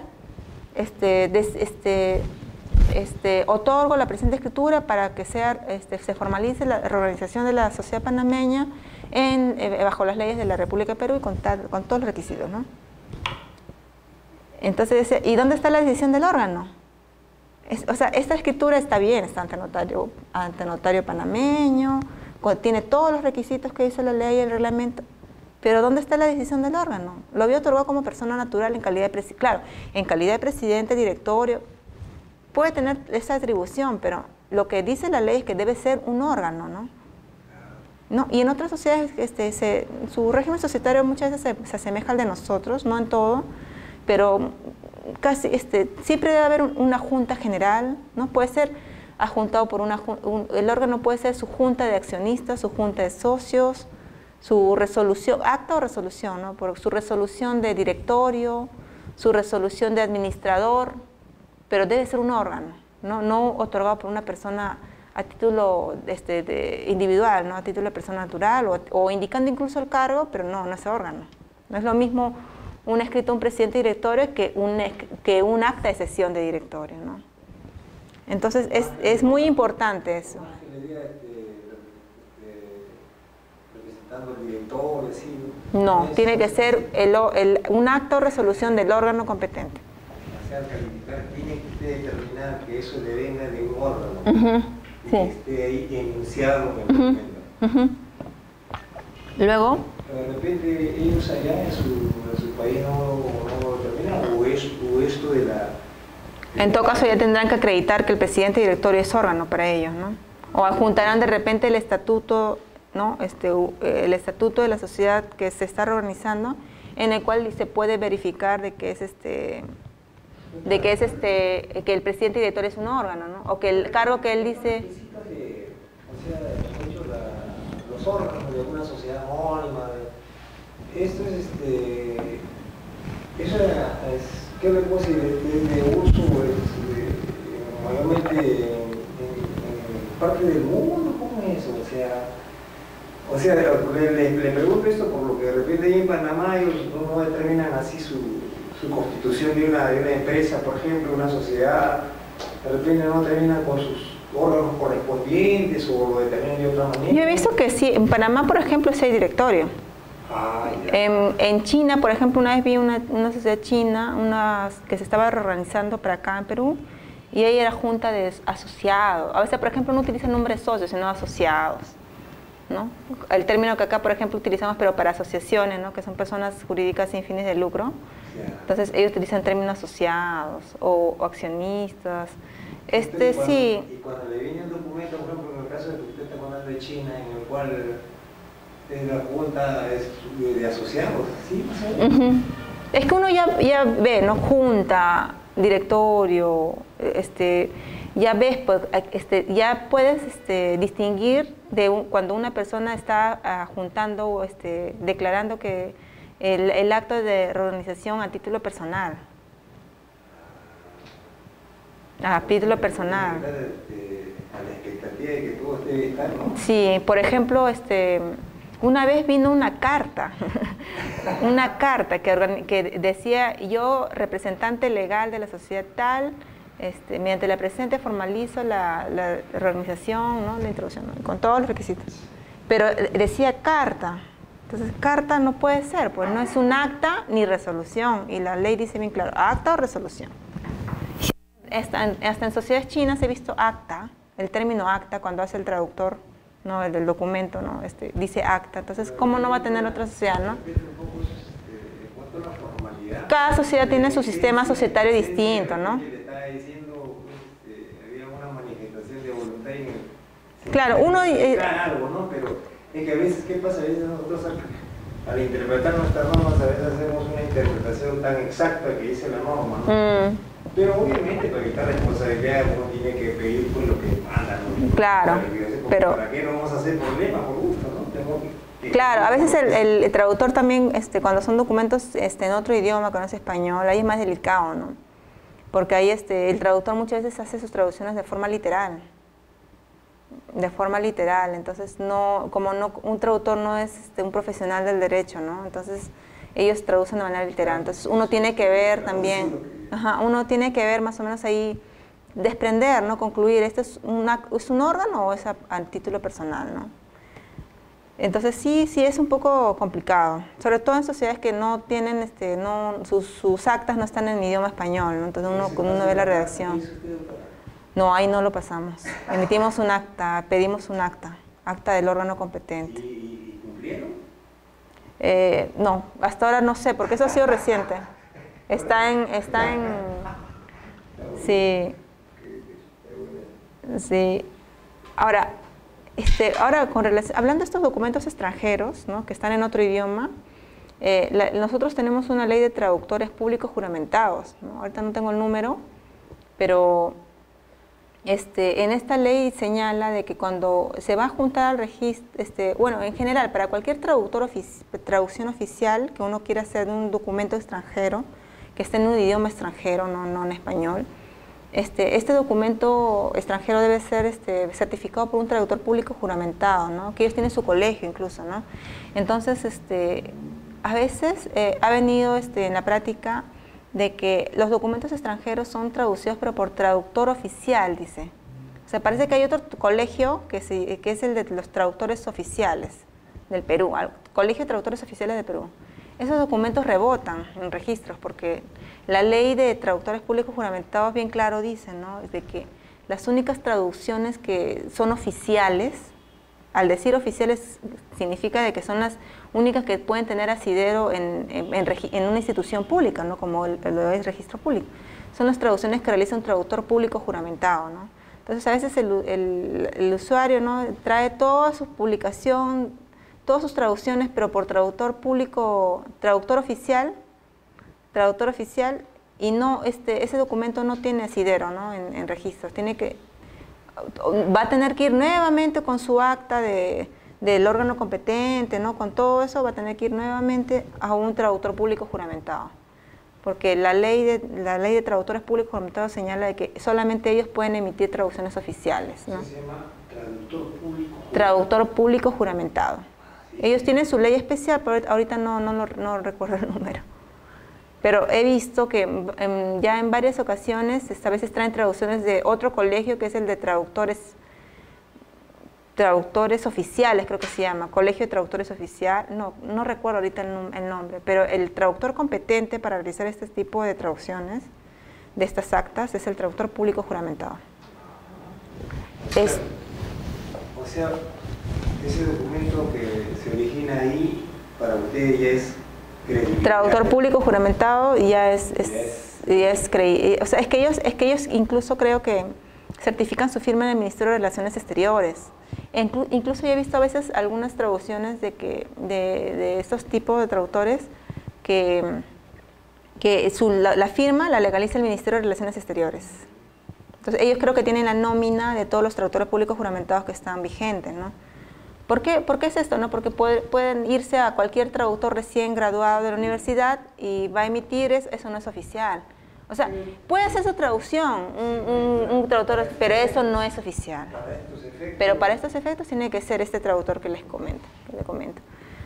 Igual cuando uno va a hacer una traducción de un documento oficial, también tendría que pedir que sea por este órgano. Traductor público juramentado, sí. Porque a veces uno no siempre pasa, yo pregunté por relaciones exteriores, ahí se hacen traducciones o no es, ¿no, doctora? Depende para qué va a usar el documento, ¿no?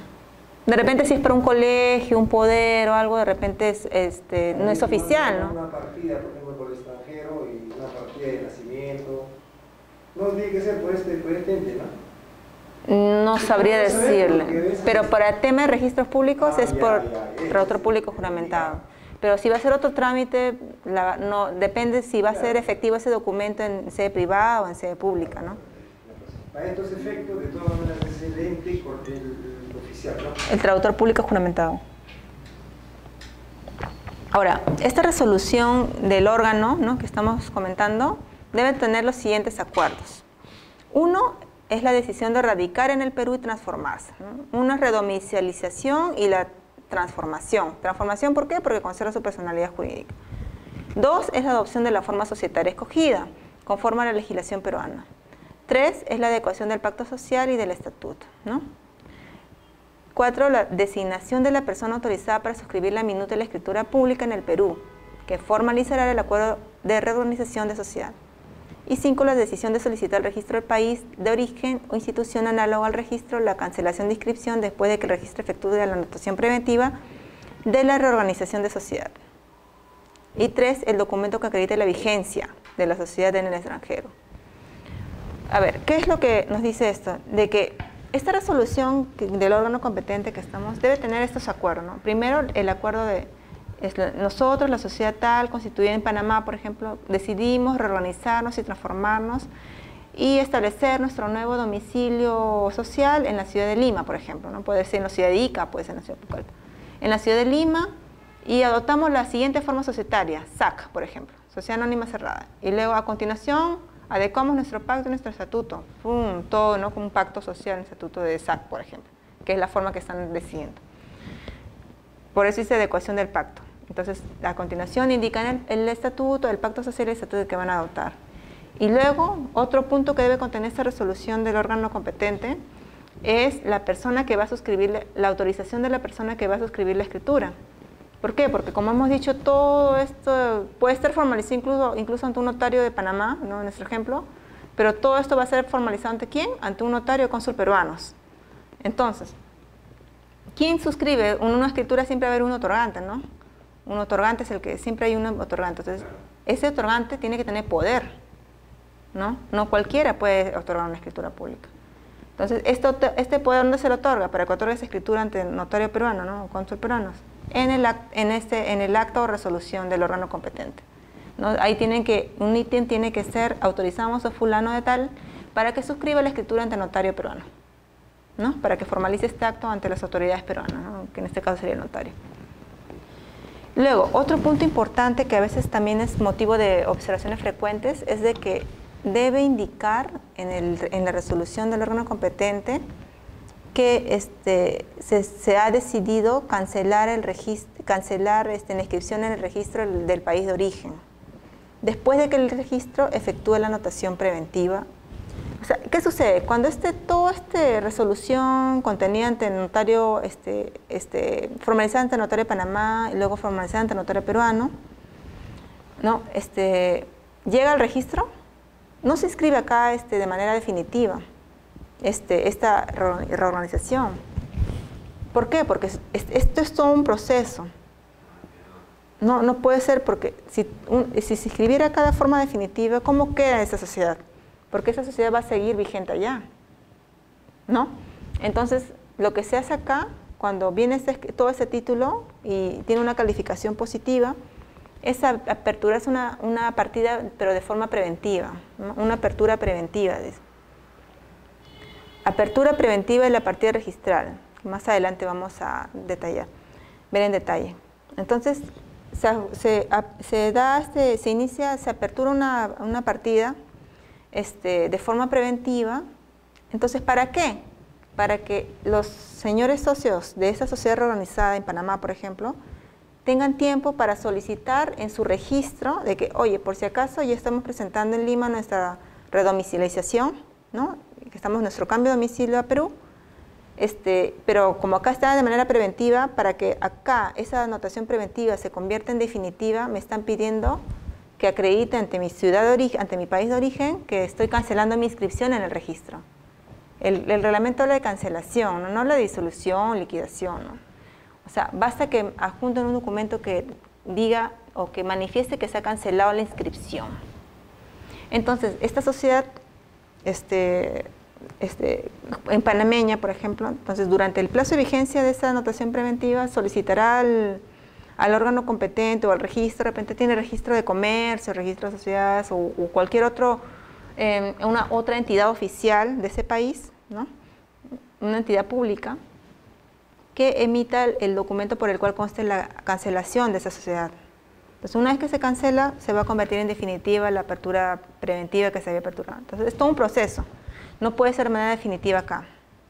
Entonces, por eso, esa resolución, ese es todo el proceso que viene después, ¿no? Pero cuando se está formando el título recién para inscribir la apertura preventiva de la partida por reorganización simple, de reorganización de sociedad extranjera, esta resolución o acta del órgano competente debe indicar que hay una decisión de solicitar posteriormente, o sea, luego de que se efectúe la apertura preventiva, de solicitar al registro del país de origen la cancelación de esa inscripción.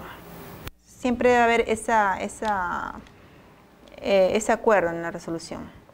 Doctora, y en este caso estábamos hablando de que al hacer la anotación preventiva es para que le den tiempo para que más o menos soliciten su cancelación en el país de origen. O sea, esa sociedad ya como que ya se extingue. Sí. Allá se va a extinguir. Cuando concluye todo el proceso, cuando ya se...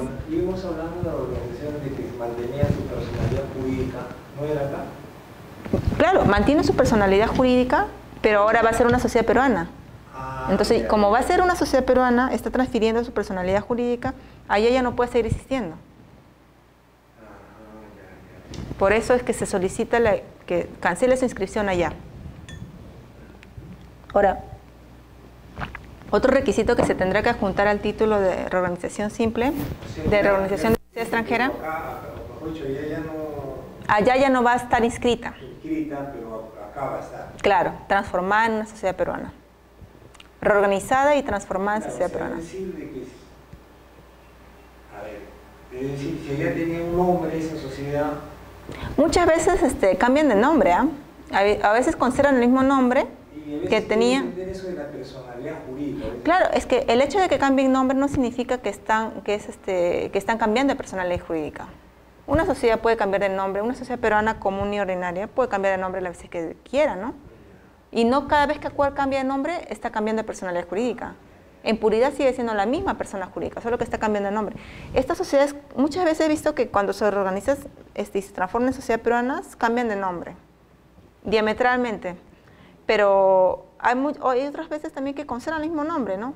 Pero de lo que tenía su terminación SAS, LTDA, esas formas societarias que de sus países, ya lo cambian por SAC, por SA, por SRL, ¿no? Pero el nombre se conserva. Es decisión de ellos, ¿no? ¿Qué cosa es la personalidad jurídica? La personalidad jurídica... Esa sociedad no tiene personalidad jurídica. Claro, la personalidad... Pero dice que es un mal expresado porque debe ser personalidad jurídica, ¿eso es cierto? O sea, al decir que conserva su personalidad jurídica con la decisión de reorganización y de transformación, es decir, de que esta sociedad no se está extinguiendo en el proceso. Está conservándose su personería. O sea, no es necesario que ellos se extingan, se hagan todo un proceso de disolución y de liquidación para luego, como los nuevos socios, vengan acá como a constituir una sociedad nueva. No es una sociedad nueva la que están... Si bien se están radicando acá, no significa que no tienen que pasar por todo ese proceso de disolución y liquidación, sino que es la misma sociedad. O sea, doctora, para entender, cuando pasan por ese proceso de disolución, liquidación, ahí también se extingue su personalidad jurídica. No, una cosa, lo que he dicho anterior es de que ellos lo que cancelan es su inscripción registral en el país de origen. No significa que extinguen su personalidad jurídica, porque su personalidad jurídica sigue vigente.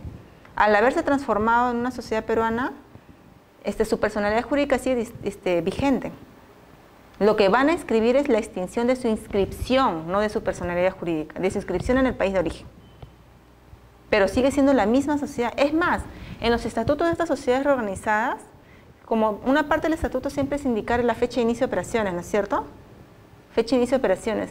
Uno pensaría de que la fecha de inicio de operaciones sería la fecha de la escritura la fecha de la escritura del notario cónsul peruanos. No. En este tipo de sociedades reorganizadas, la fecha de inicio de operaciones, inicio de actividades, es la fecha en la cual se constituyó en el país de origen. Por ejemplo, si la escritura de reorganización se está formalizando ahora en el 2016, pero esta sociedad existe en Panamá desde el 94, porque se constituyó en Panamá en el 94, en su estatuto, cuando se van a reorganizar acá en Lima, por ejemplo, indican fecha de inicio de operaciones 1994. ¿Por qué? Porque como está conservando su personalidad jurídica, no es otra sociedad la que se está constituyendo acá, sino que se está trasladando solamente a su domicilio, por eso algunos le dicen redomicilización nada más. Entonces, como está conservando, entonces es la misma sociedad que estaba ahí, que se constituyó en el 94. Por eso indican fecha de inicio de operaciones 1994, por ejemplo, ¿no? Entonces, de todas maneras, en el país de origen tienen que ya dejar su inscripción. Cancelan su inscripción. No puede quedarse. No puede quedarse, porque si no serían dos sociedades, la misma sociedad inscrita en dos sitios, no puede ser. Y acá en nuestro país también se da lo mismo.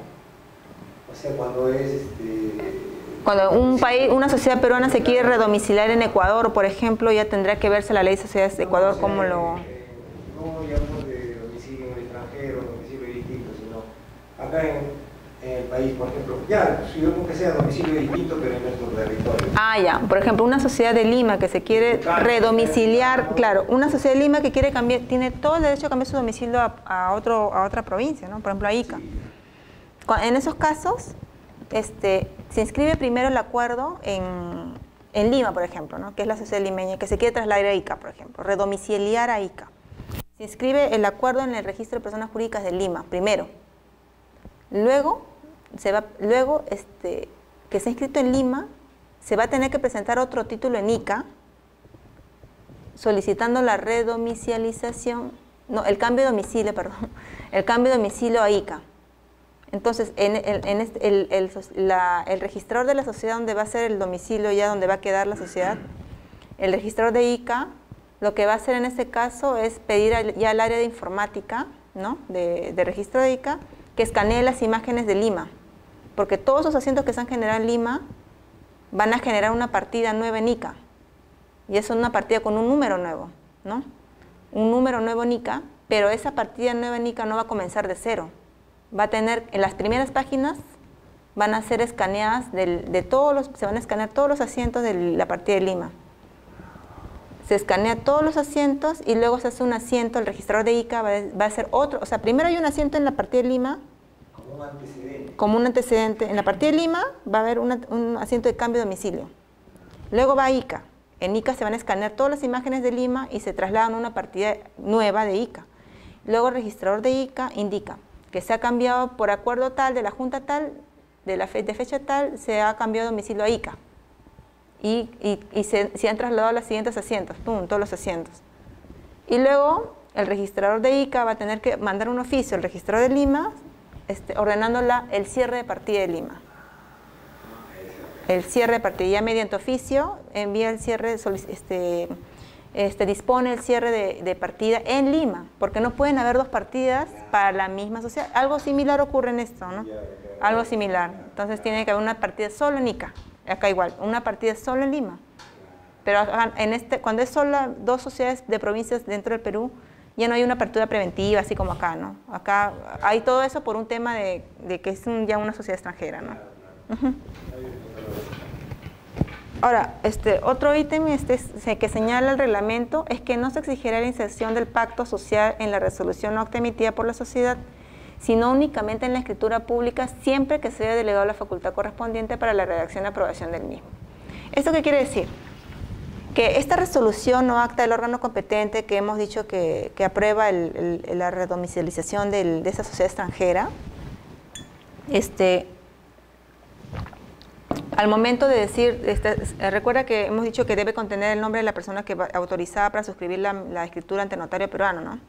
Al momento de autorizar a esa persona, podría darle un poder de que fulano de tal va a otorgar la escritura ante notario peruano y también va a redactar el pacto y el estatuto. O sea, está autorizada para redactar el pacto social y el estatuto de la sociedad. O sea, el pacto ya adecuado a las normas societarias peruanas, ¿no? Entonces, si ya le otorga ese poder, la resolución puede otorgar ese poder. Si él otorga ese poder, no es necesario indicar el pacto y el estatuto en la resolución o acta del órgano competente de la sociedad extranjera. Entonces, en ese caso, ya en la minuta, ya no en la resolución o acta, ¿no?, de la sesión de directorio o junta general de la sociedad extranjera, sino ya solamente en la minuta que es otorgada ya ante notario peruano, ese representante, como ya tiene facultades para que otorgue el pacto, puede otorgar. Entonces, en estos casos, el pacto y el estatuto ya no está en la resolución, sino está en la minuta, ¿no? Que otorga ante notario peruano, firmada por abogado. Ajá. Podría darse ese caso. Ahora, como hemos dicho, esta presentación del título de reorganización de sociedad extranjera origina una apertura preventiva.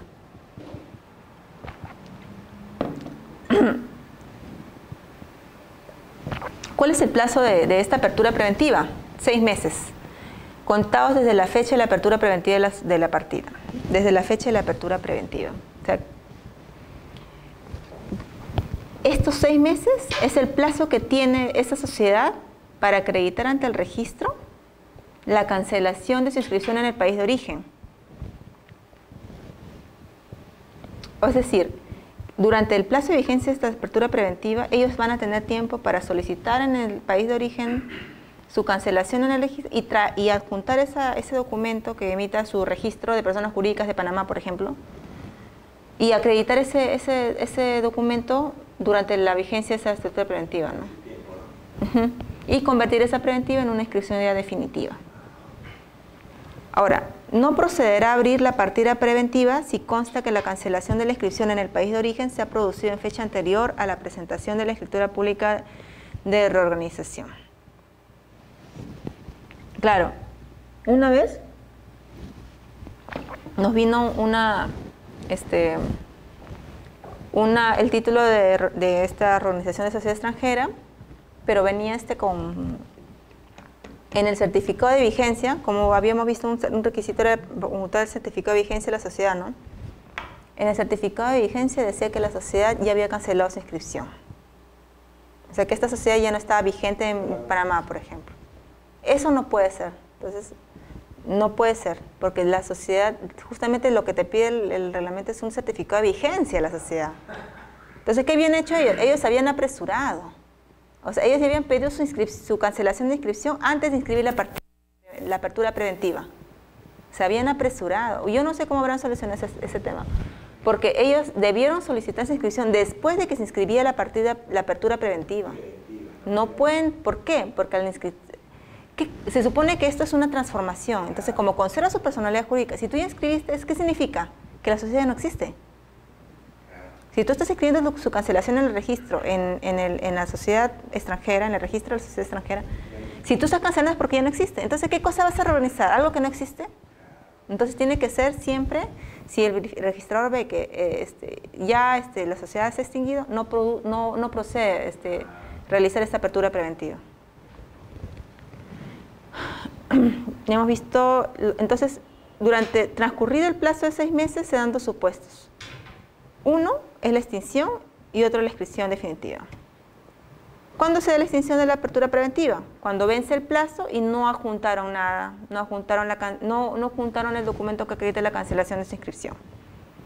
¿Cuándo se produce la inscripción definitiva? Cuando no adjuntó el documento que acredite la cancelación de esa inscripción. Si se presentara oportunamente el documento que acredite la cancelación de la inscripción de la sociedad reorganizada, la partida se convertirá en definitiva, dejándose constancia en ella la fecha en la que se ha cancelado la inscripción en el registro de la entidad análoga al país y el nombre de la entidad que otorga la constancia de la cancelación y la fecha de expedición. Los efectos de la inscripción definitiva se retrotraen a la fecha de cancelación de su inscripción al registro o institución análoga al país de origen. Entonces, durante el plazo de 6 meses nos pueden adjuntar la resolución emitida por el Registro de Personas Jurídicas de Panamá, por ejemplo, en la cual declaran su cancelación en la inscripción. Entonces, en el asiento, luego del asiento una vez que me adjuntan durante el plazo de vigencia de la apertura preventiva de 6 meses, ese documento que acredita que ya cancelé mi inscripción en Panamá, por ejemplo, va a presentar eso con un título, con otro título, ¿no? Con ese documento, un documento simple emitido por una institución pública, ¿no? Del país de origen. Entonces, eso va a ir como título y entonces cuando ya se acredite esta situación, el registrador ya va a emitir otro asiento de inscripción definitiva. De conversión en definitiva de esa apertura preventiva.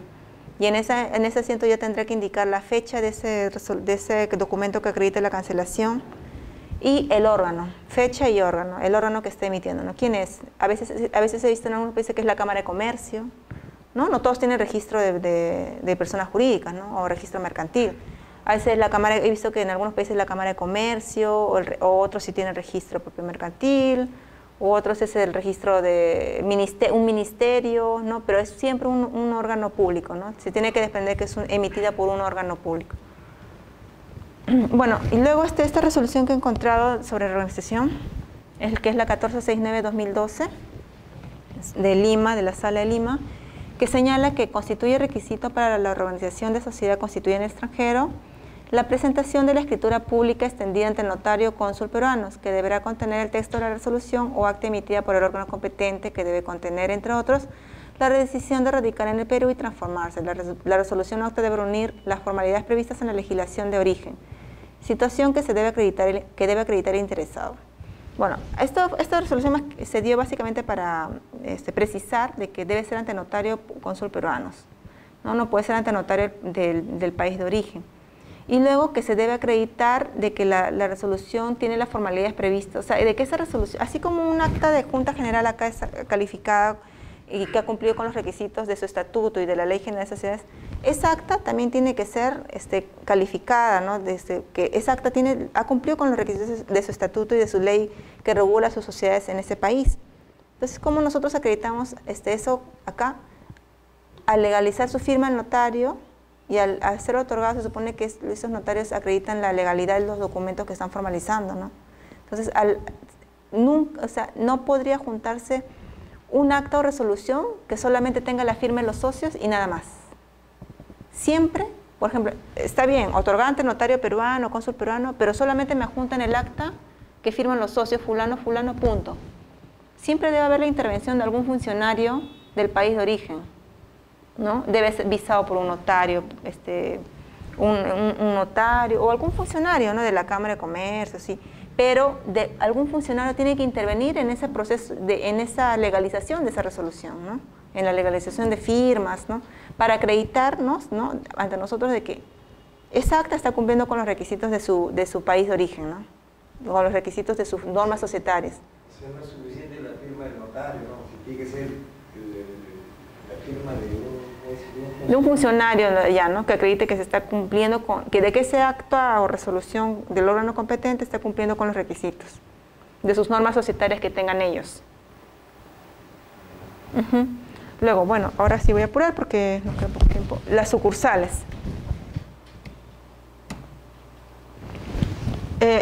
Las sucursales, de acuerdo al 396 de la Ley General de Sociedades, señala que es todo establecimiento secundario a través del cual una sociedad desarrolla en lugar distinto a su domicilio determinadas actividades comprendidas dentro de su objeto social. La sucursal carece de personalidad jurídica independiente de su principal, está dotada de representación legal permanente, goza de autonomía de gestión en el ámbito de las actividades que la principal le asigna conforme a los poderes que otorga a sus representantes, y la sociedad principal responde por las obligaciones de la sucursal. Es nulo todo pacto en contrario.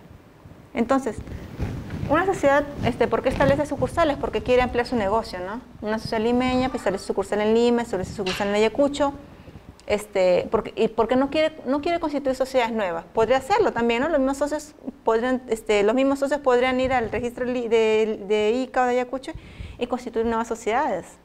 Pero a veces no lo consideran conveniente por temas económicos, contables, tributarios, entonces establecen sucursales. ¿Por qué? Porque si ellos establecieran nuevas sociedades, serían nuevas sociedades con personalidades jurídicas distintas. En cambio, si establecen sucursales, todas esas sucursales dependen de la sociedad madre, ¿no? De la sociedad principal, de la sociedad madre. Entonces, cuando quieren que todos estos establecimientos no tengan personalidad jurídica distinta, entonces se establecen sucursales, porque estas no carecen de personalidad jurídica distinta. Ahora, cuando van a otorgar, constituir sucursales en diferentes provincias o en una provincia, siempre se debe de designar un representante legal permanente. Así como las sociedades tienen su gerente, su directorio, las sucursales tienen, ¿cuál es su órgano de administración? Su representante legal permanente, así se le denomina. En el acta en el acta de Junta General, en el cual se está, o de directorio, ¿no? Porque la ley general dice que el órgano competente para constituir una sucursal es el directorio, pero el estatuto podría establecer que no, el directorio no es el órgano competente, sino la Junta, ¿no? Depende, pero en principio podría ser el directorio, no es necesario que sea la Junta. El directorio podría constituir una sucursal. Entonces, este sucursal, si bien no tiene personalidad jurídica distinta, sí tiene autonomía de gestión, ¿no? Porque ese representante legal permanente va a poder realizar ciertas operaciones, ¿no?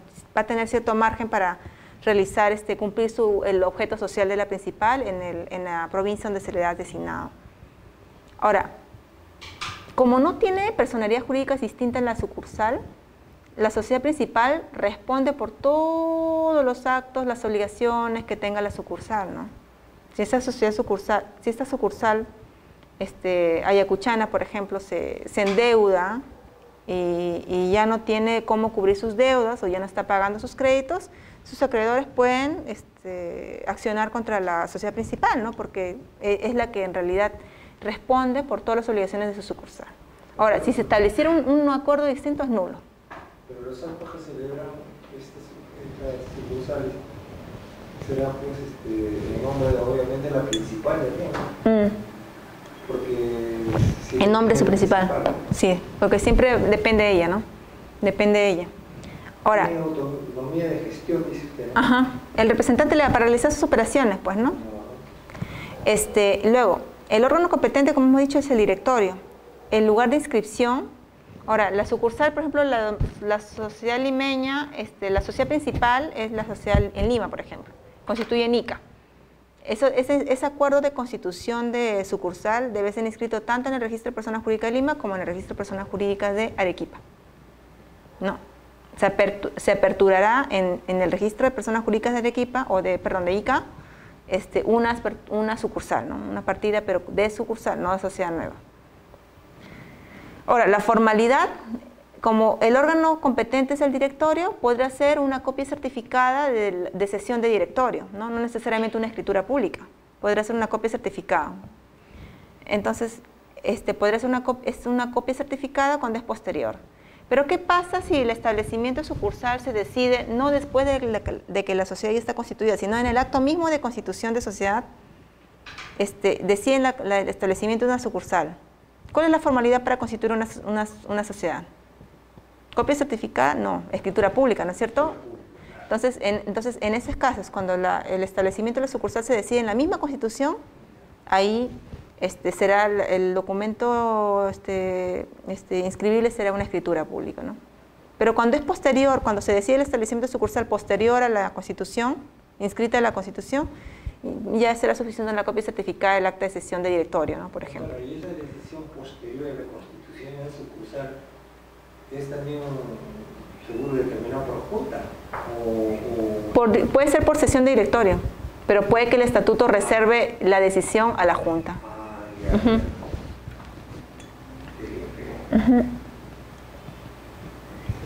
yo que el inicio debería estar en el estatuto determinado, ¿no? Pero también lo pueden hacer posteriormente. Así es. Ahora, pasamos ya al último tema, que es el sucursal en el Perú de una sociedad extranjera.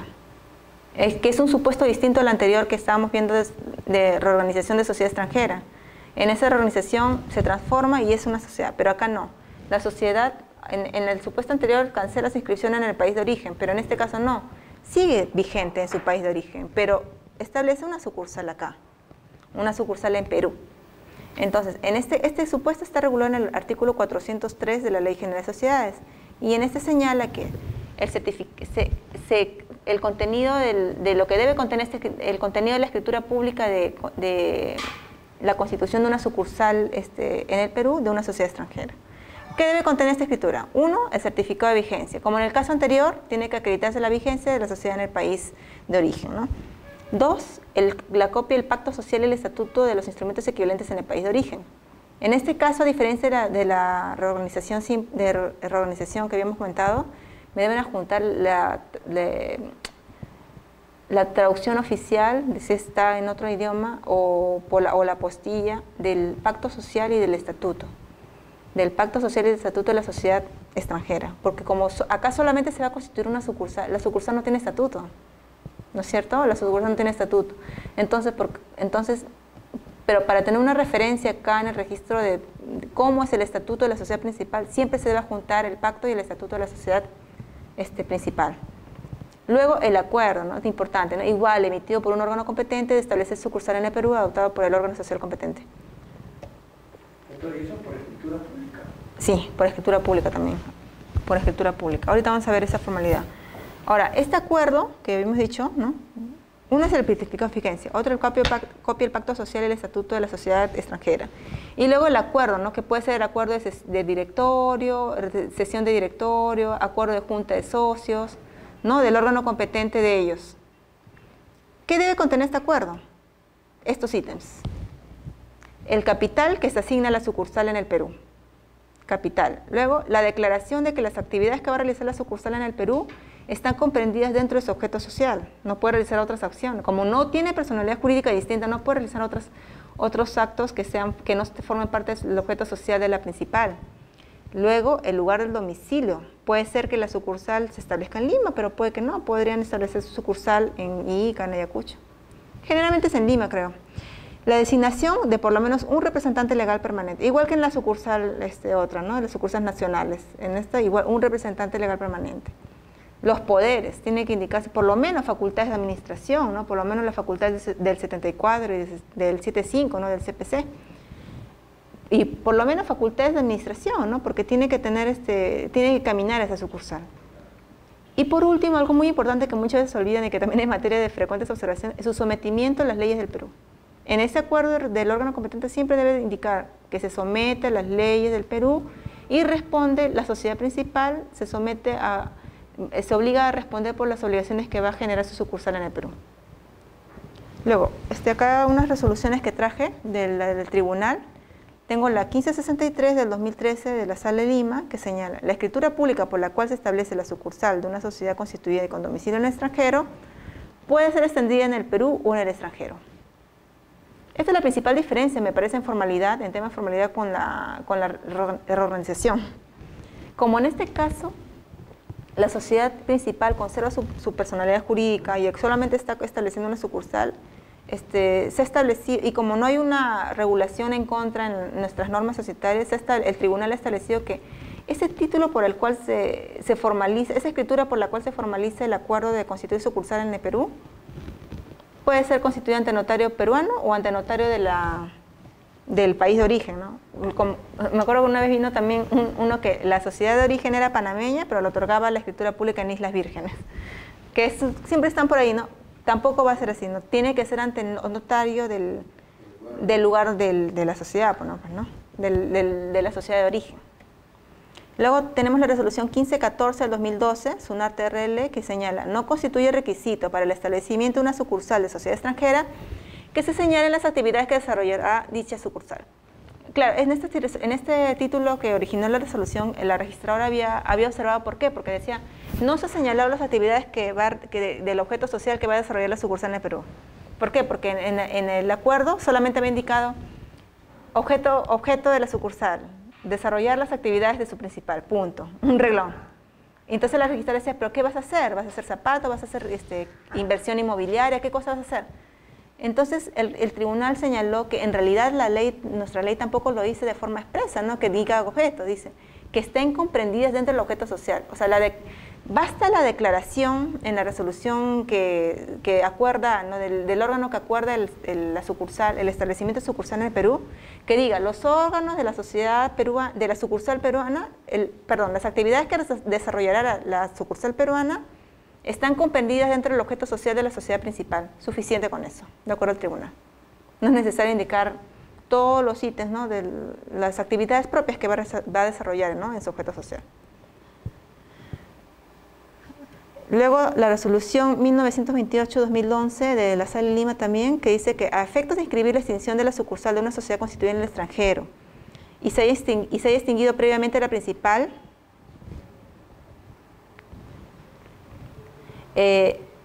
no resulta procedente exigir la inscripción de la disolución y liquidación de su principal, dado que la sucursal carece de personalidad jurídica independiente de su principal, y resulta relevante que los terceros conozcan que la sociedad matriz ya se encuentra extinguida, pues de lo contrario podrían vincularse con la sucursal no obstante estar extinguida la principal, generando con ello inseguridad en el tráfico jurídico.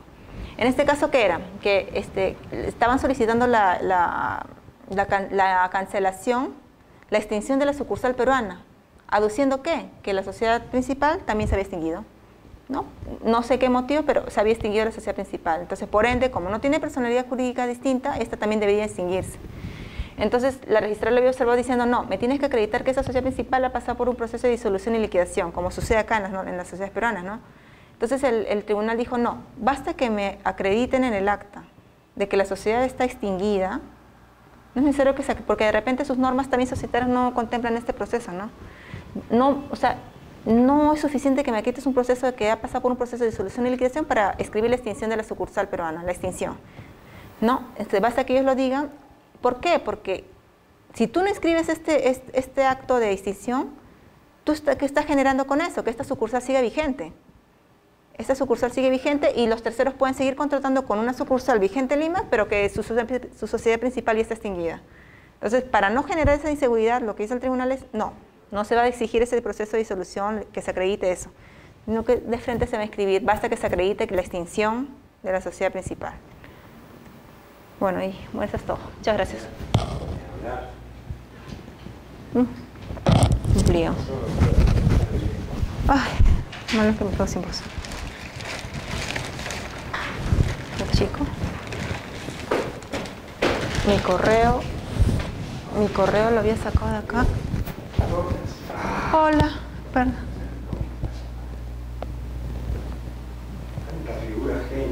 Sí, en societario hay bastante.